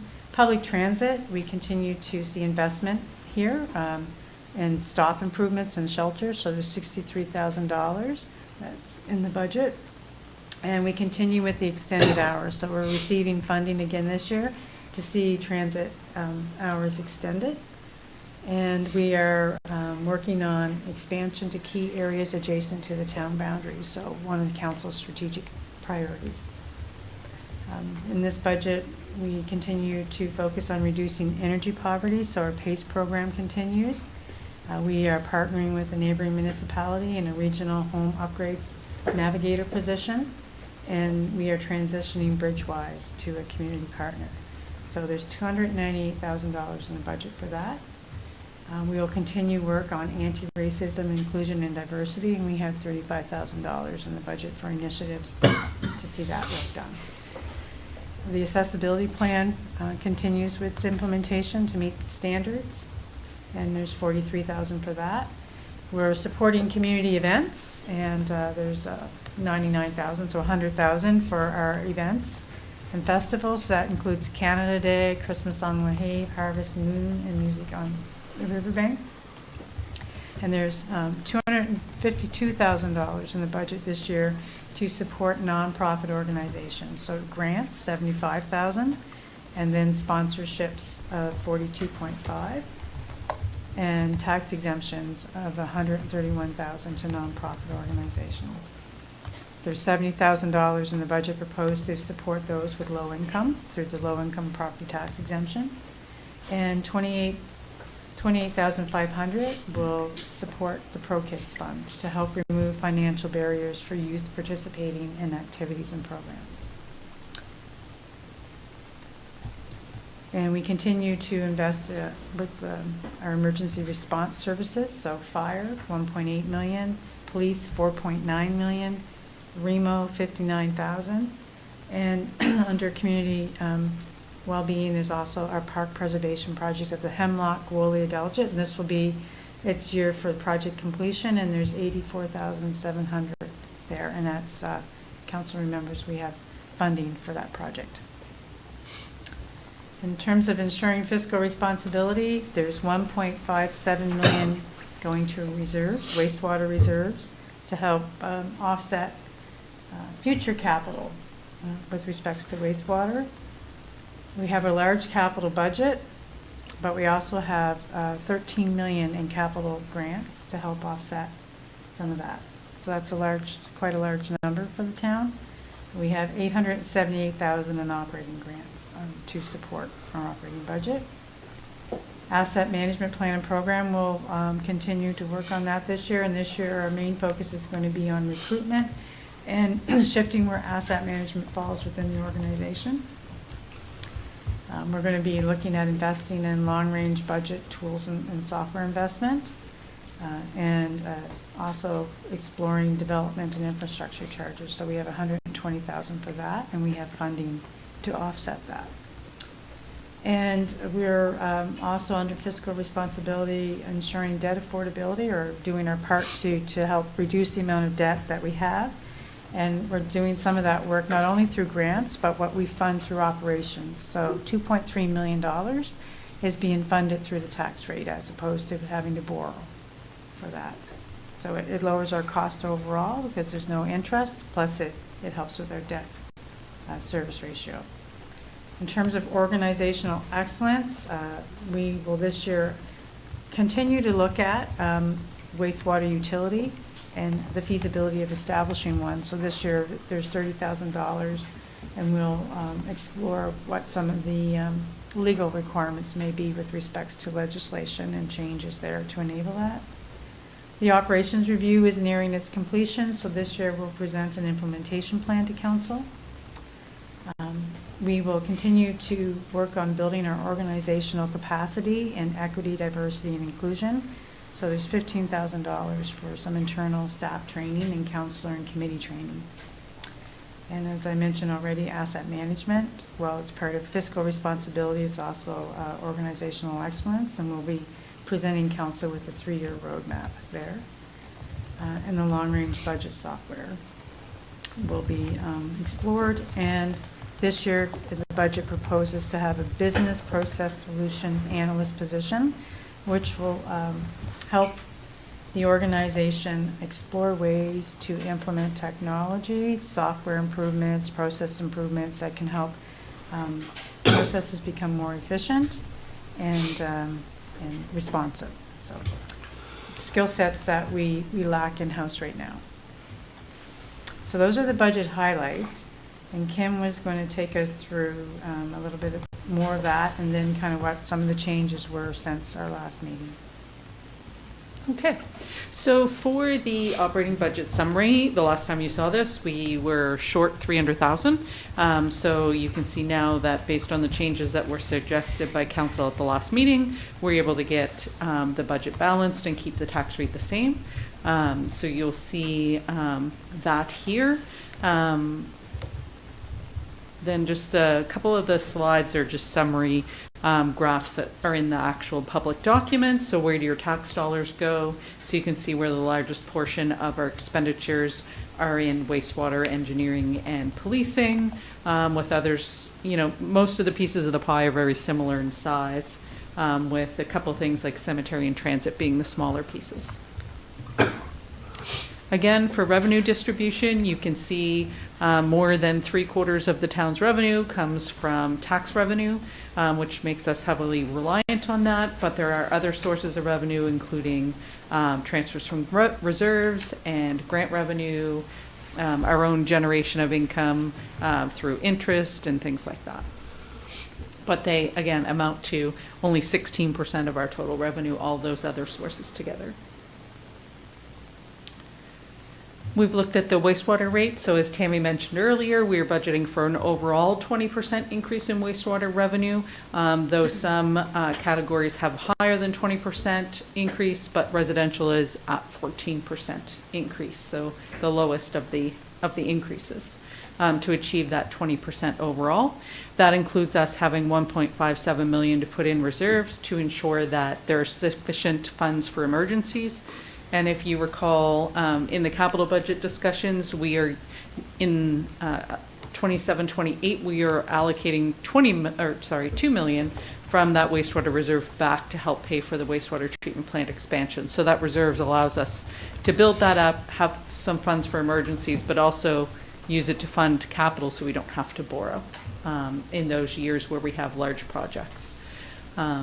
So that is important. So for 26-27, principal and interest payments related to wastewater are $557,000. The lowest it's going to be for a very long time. But you know, it's quite a low number now. But looking at the 10-year plan, when we looked at that, there is a significant future increase due to things like wastewater treatment plant expansion and other wastewater projects. So again, the 20% increase is really to ensure we are getting the rates to cover those long-term plans for capital and operating. So again, just a schedule of what the actual rates will be by category, showing you the percentage increase for each of those categories. Tammy went over them earlier, so I won't go through them in detail. As you recall, our budget always has a baseline, our additions for new things, deletions for things removed from the budget, with a revised budget at $35,688,241 for 26-27. Again, we've looked already at the significant baseline changes, but just those alone had amounted to just over $1 million. So there are things like education contributions, so it's based on a formula, based on our assessed value. within the town, so our contribution automatically increased to $215,450, or increased by $215,455. That's something that we can't control. In addition to that, we have salary increases, step increases, CPI, collective agreements that have certain increases in them that take up, or that are contributing to our increase in our baseline. And then the LCLC capital budget were a couple of the other big items with their operating capital contributions from the town of Bridgewater increasing. We did have some savings from the tipping fee reduction from the extended producer responsibility program, which actually reduced our expenses by $168,000. Again, when we came to you in March, we brought to you some options to balance the budget, as the expenditures were $306,730 greater than the revenues. So we talked about potential increases, items that were referred to the budget process, and some other options in the budget where reductions could be found.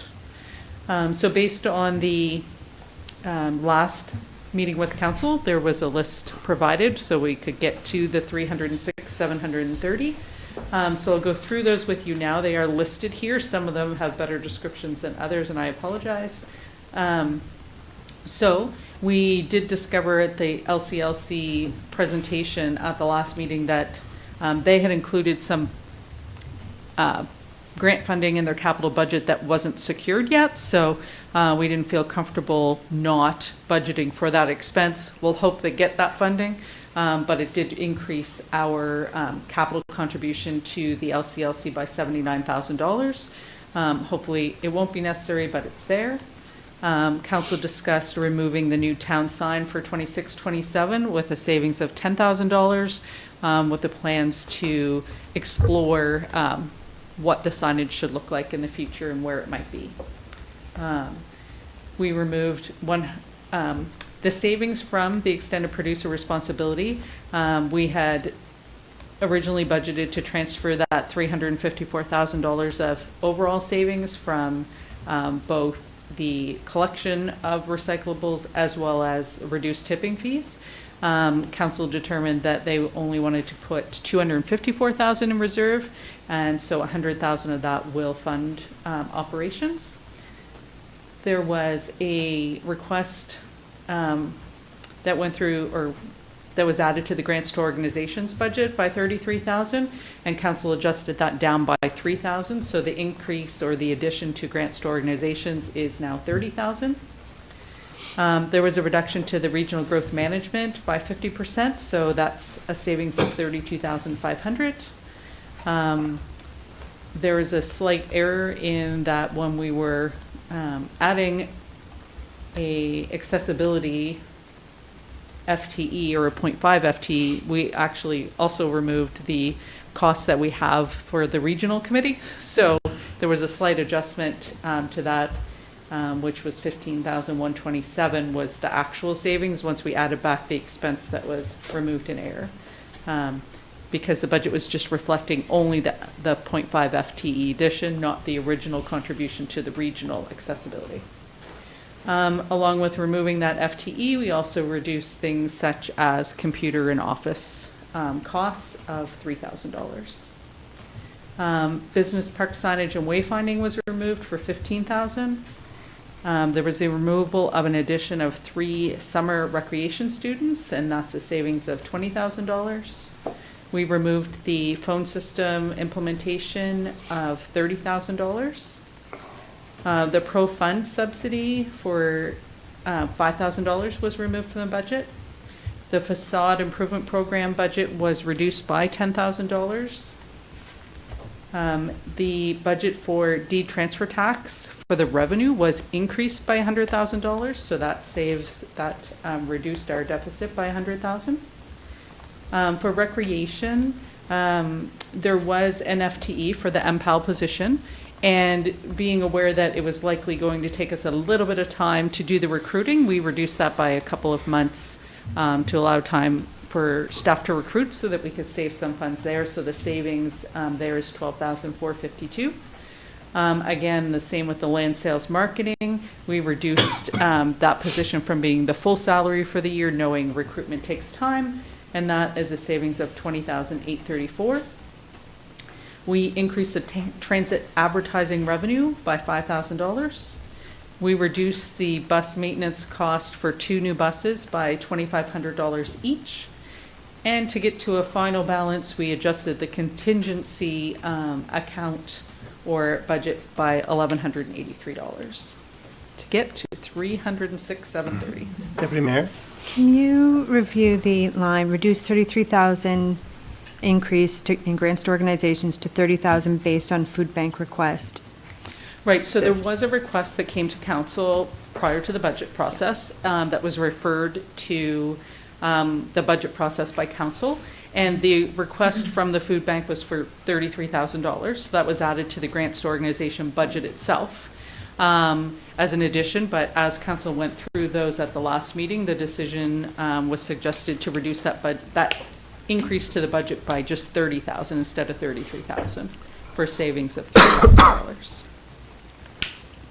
So there was no approval to give the money to the food bank. This is just the budget process, and they would follow the regular grant application process, is my assumption. Okay, I misunderstood. There was Thank no, you. there was no, my understanding that at no point did we allocate it to who it was going to. Right. It was just added to the budget based on council referring Right. that request to the budget process. Sorry, my understanding was that we took the 30,000 out. but- Oh, okay. No, it was 33, we reduced it to 30, Okay, but not specifically to an organization. right. Other questions? Councillor Wynot? I didn't know if we were waiting till the very end for questions. A couple of notes that I made. The Hemlock Woolly Adelgid, was that 100% grant funded?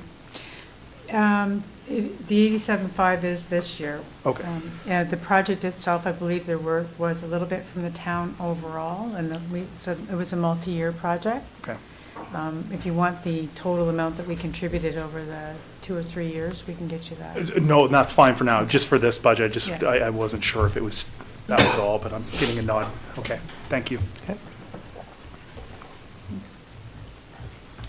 All right, and then moving along, this is the operating reserve budget. So there's a number of projects and things being funded through the reserves.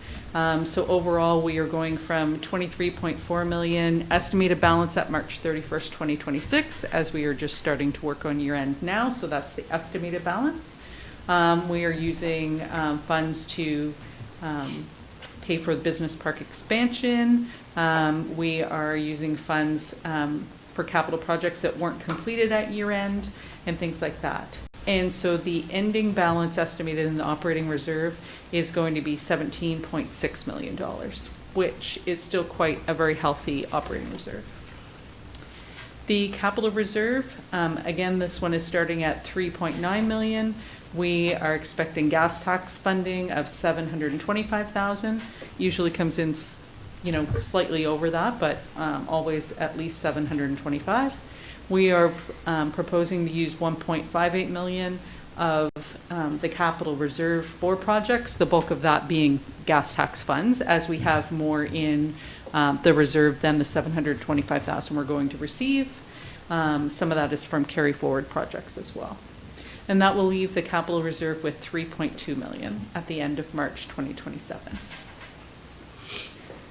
A summary of the 10-year capital budget. So we've been through the capital budget several times now. So just the highlights that there's about $200 million in total capital expenditures over the 10 years, including the carry forwards. Keeping in mind the largest categories being wastewater at 81.7 million and the wastewater treatment plant, bulk of that being the expansion, at 54.4 million. So those are our largest categories. And the transportation category isn't just vehicles on things, that's streets, intersections, sidewalk, all of those type of improvements to streets. So don't be alarmed that we're spending that on vehicles. So again, just to kind of summarize, looking at the capital budget for 26-27 at $31.3 million. The funding sources are $2.3 million of capital from operating, so from the tax rate, $725,000 from gas tax, $13.1 million from grants, and $15 million of debt financing, and $60,000 from other reserves to fund that total capital for 26-27. Again, looking at the debt affordability model, as I always like to make sure everyone's up to date on where we're at. The 30-31 fiscal years where we see it going up to 35.99%. So that's quite significant. I always have the caveat of there's a lot of multi-year projects, and the modeling assumes we finance it the year after the project starts, which is actually the only thing I can tell you is this will change as projects start. Some of them are larger projects, such as the wastewater treatment plant expansion that would be multi-year, just like Pump Station 11 and some of those larger projects. So it will take time to get there, but when you approve those projects, you're committing to that future debt service ratio that we will get to. It just might come a couple years after what's in this example. Again, this shows you the debt servicing costs. So it's quite significant. So the total town debt servicing cost is under $2 million right now. That will increase to over $13 million in 30-31. So that's everything that I wanted to go through for highlights. The next slides are just the motions, which are all the figures that you've seen throughout the presentation.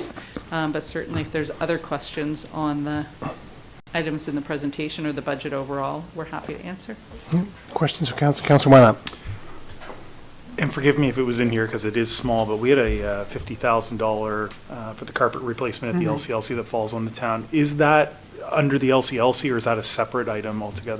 That did That's in stay in the budget. Yeah, it did. Yeah. The whole The whole thing. 50,000. Yeah, we decided not to put it off because it's not going to be cheaper Yeah. next time. Yeah, I know we talked about a few options. I was Yeah. just drawing a blank there, Yeah. so no, that's That was great. in there. Okay. Other questions? Okay, Councilor Conklin. The town sign, $10,000, is that for the sign at the top of Davidson Drive? That's correct. Okay. And Is so it- that was removed from the budget as I think it was felt that council wanted some, to look Time. at what the future signage looks Yeah. like and whether that's the right location, the Right right location style. was, yeah, things like I think the location's good. Either the sign should be painted or taken down. If we, I mean, it's rotted right down the middle.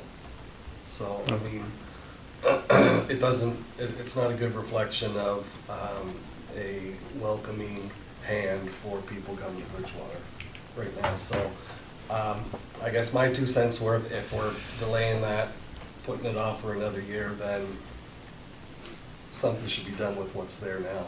It's pretty ugly. That's it.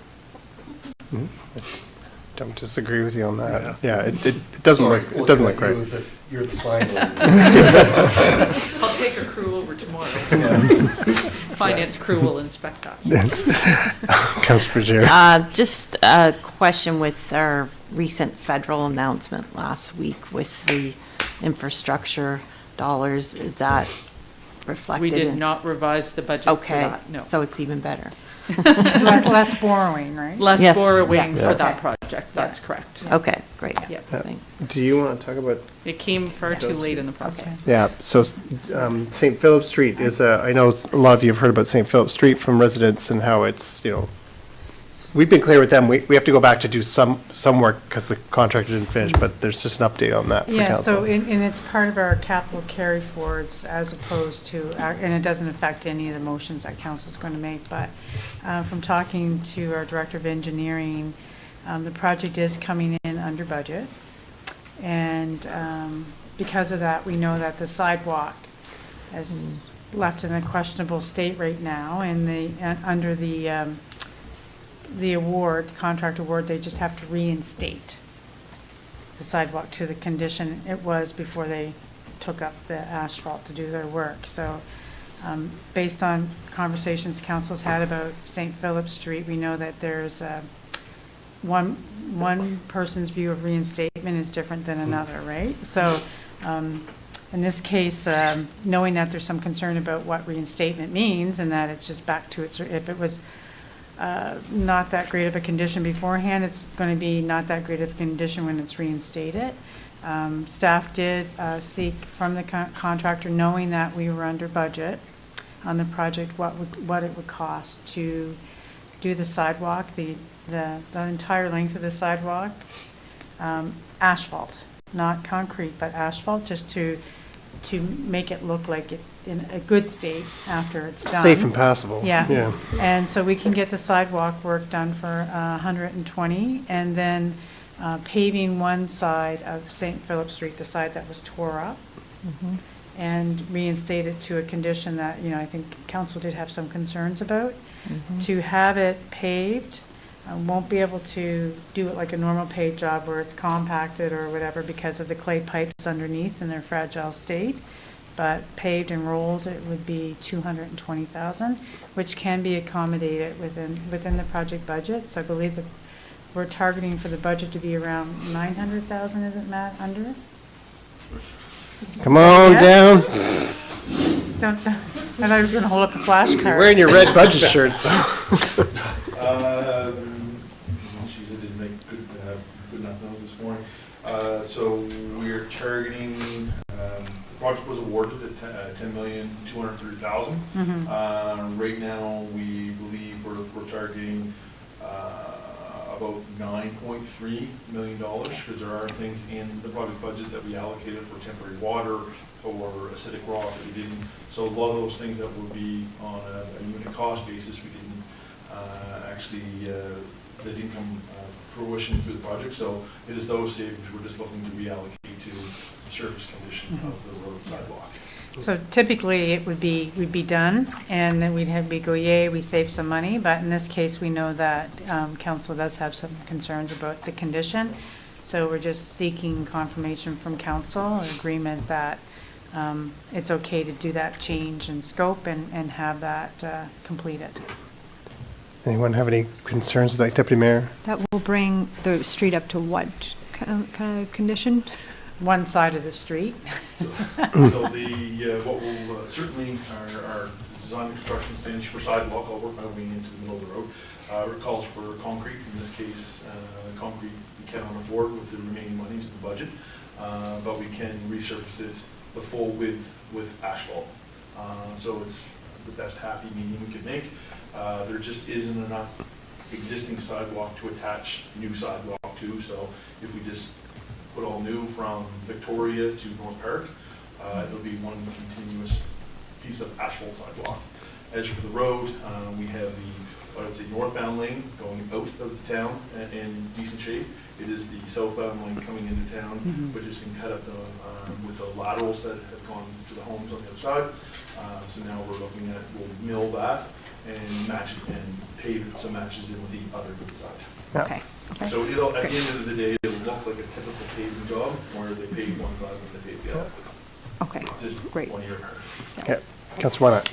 Asphalt versus concrete, what kind of life expectancy difference would you expect there?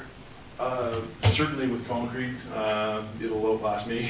Yeah, okay. So, but the concern is that staff have right now, or that I had, is that we are looking to upgrade the sewer at some point, hopefully through another funding application. So if we end up going and redoing the sewer on the west side, we'll have to cut through the existing asphalt and the new concrete sidewalk on the other side to put it in. So right now, it's juggling all the balls. It's the best that the staff can propose for the area. But concrete certainly, we're not talking 30 years versus 5 to 8. Okay, perfect. The concrete's about 3 times more expensive? Yeah, in this case, possibly even more. And then a long time to do that stretch. Sorry? Would it be also a long time to do that stretch? Yeah, we wouldn't complete it likely this fiscal year, depending on how, because we are, I have to balance that with the crews available with the contractor. So the asphalt is something, as soon as the asphalt plant opens up in May, we can start doing that work. Okay. Oh, okay. Okay, Councillor Fajer. Yes, so just clarity around the asphalt sidewalks. Would there be any new curbs with this, or is it, because some of them look, Luckily, on the, I want to say my side versus, Yeah. but on the east side, Mhm. there's all new curb. Okay. So the cemetery side up to the place, so it's the St. Philip Street playground, all new curb was put in because it was removed to put the Okay. water services in. There won't be new curb on the west side. okay. I certainly support the change in scope, just recognizing that not only was it a very long project, but my definition of reinstatement was different. I know you and I had this conversation, and part of that's probably our fault as a council not asking some of the questions to fully understand what that is. But I also know when I think a number of us have spoken to residents that often feel on that street that they've been kind of neglected. And I think changing the scope is, not only is it the right thing to do, but it reaffirms that we're not neglecting you. This is important for us, that it's because it's important to them. So I certainly am supporting the change in scope, and so I'm not hearing any objections from council on that change. So appreciate the Director of Engineering digging into that and coming up with those solutions. So thank you, Matt. Thank you. Other questions on the budget? I know we've had a number of meetings, but just want to make sure there's other questions. If not, you are looking for a motion? Motions. Many, many motions, and I know that Councillor Newell has been waiting all year, sitting in the Wayne Thorburn Chair of Long Motions. I was hoping this would be one singular motion. I'm actually really sad that it's three separate motions. Oh, 'cause I was hoping- it's many, you are the man of many motions. I Yes. love motions. Yes, Councillor Newell, please. All right, wonderful. I move that town council for the town of Bridgewater approve the 2026-27 capital budget in the amount of $31,354,750, and with the funding, including the reserve transfers as presented in document number 26-001L. Approve the 2026-27 operating budget in the amount of $35,688,241, with reserve and expenditures totaling $35,688,241, including the reserve transfers as present in document number 26-001L. Set the 2026-27 commercial tax rate at $4.07 per $100 of assessment. Set the 2026-27 residential tax rate at $1.85 per $100 of assessment, and set the special purpose tax, commercial and residential, for the payment of debenture principal and interest for the Lunenburg County Lifestyles Multipurpose Center at 6 cents per $100 of assessment. Thank you. Seconded by Deputy Mayor McDonald. Further discussion? Hearing none. All those in favor? Those opposed? Motion is carried. Thank you. Down to wastewater charges. Do I Councillor get Newell? another motion? Yeah, Yay, yeah. okay, great. I move that town council for the town of Bridgewater set the 2026-27 annual sewer charges for properties in the town of Bridgewater connected to the public sewer of the town as follows. Residential and land lease communities, $644 for one dwelling unit, plus $644 for each additional dwelling unit. Hotels/motels, base charge of $1,464, plus $132 for each guest unit. Hospitals, base charge of $28,405, plus $150 for each patient bed. Long-term care facility, base charge of $644, plus $453 per patient bed. Large industrial, $94,500.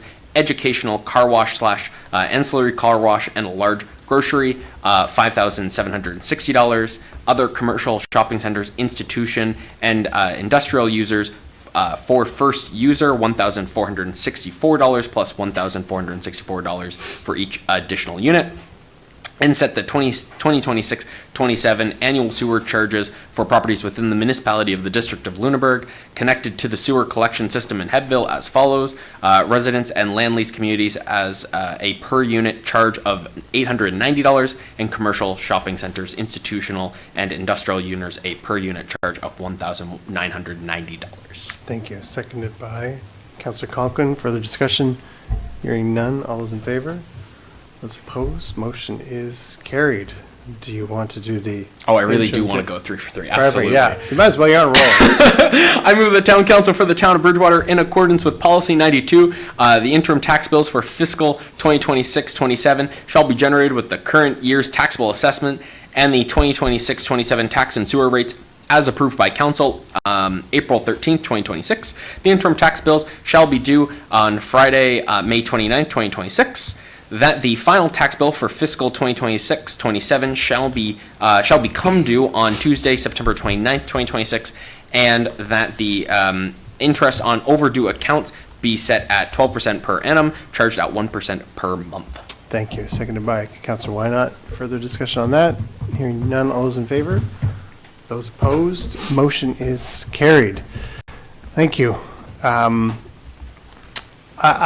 mean, I want to thank Kim and her finance team. I want to thank our senior management team for all their hard work. Budgets aren't getting easier. Costs are not going down, but they do the best they can with the tools that they have. It is a challenge for municipalities. We collect less than 10 cents of every tax dollar that Canadians spend while delivering most of the daily services and 60% of the national infrastructure. And we also have the least amount of levers to pull when it comes to funding options. Can't run a deficit budget, has to be balanced. So all those challenges, and through all that, I want to applaud staff and council for, really committing to no tax rate increases this year and holding the line, recognizing that grocery prices are up and fuel prices are up, and who knows where they're going, and all the challenges that the community faces. So I know it doesn't make it easy for those that are experiencing the stresses of daily costs, and I do know that this doesn't mean that it's no increase for folks, because assessments went up, which presents its own challenges. But as challenging as this budget was, I think we landed in a really good place, and I do want to applaud again council for sure, but Kim and her finance team, and Tammy and Mark and your senior management team, and all the folks in our organization that contribute to finding the savings and delivering the efficiency where they can in the best interest of the taxpayers. So thank you very much for all that work. Much appreciated. Oh, if there is nothing else, we have an in-camera meeting following this, under Section 22(2)E of the Municipal Government Act, and I'm looking for a motion to adjourn. Councillor Newell, seconded by Councillor Fougere. We are adjourned. Thank you.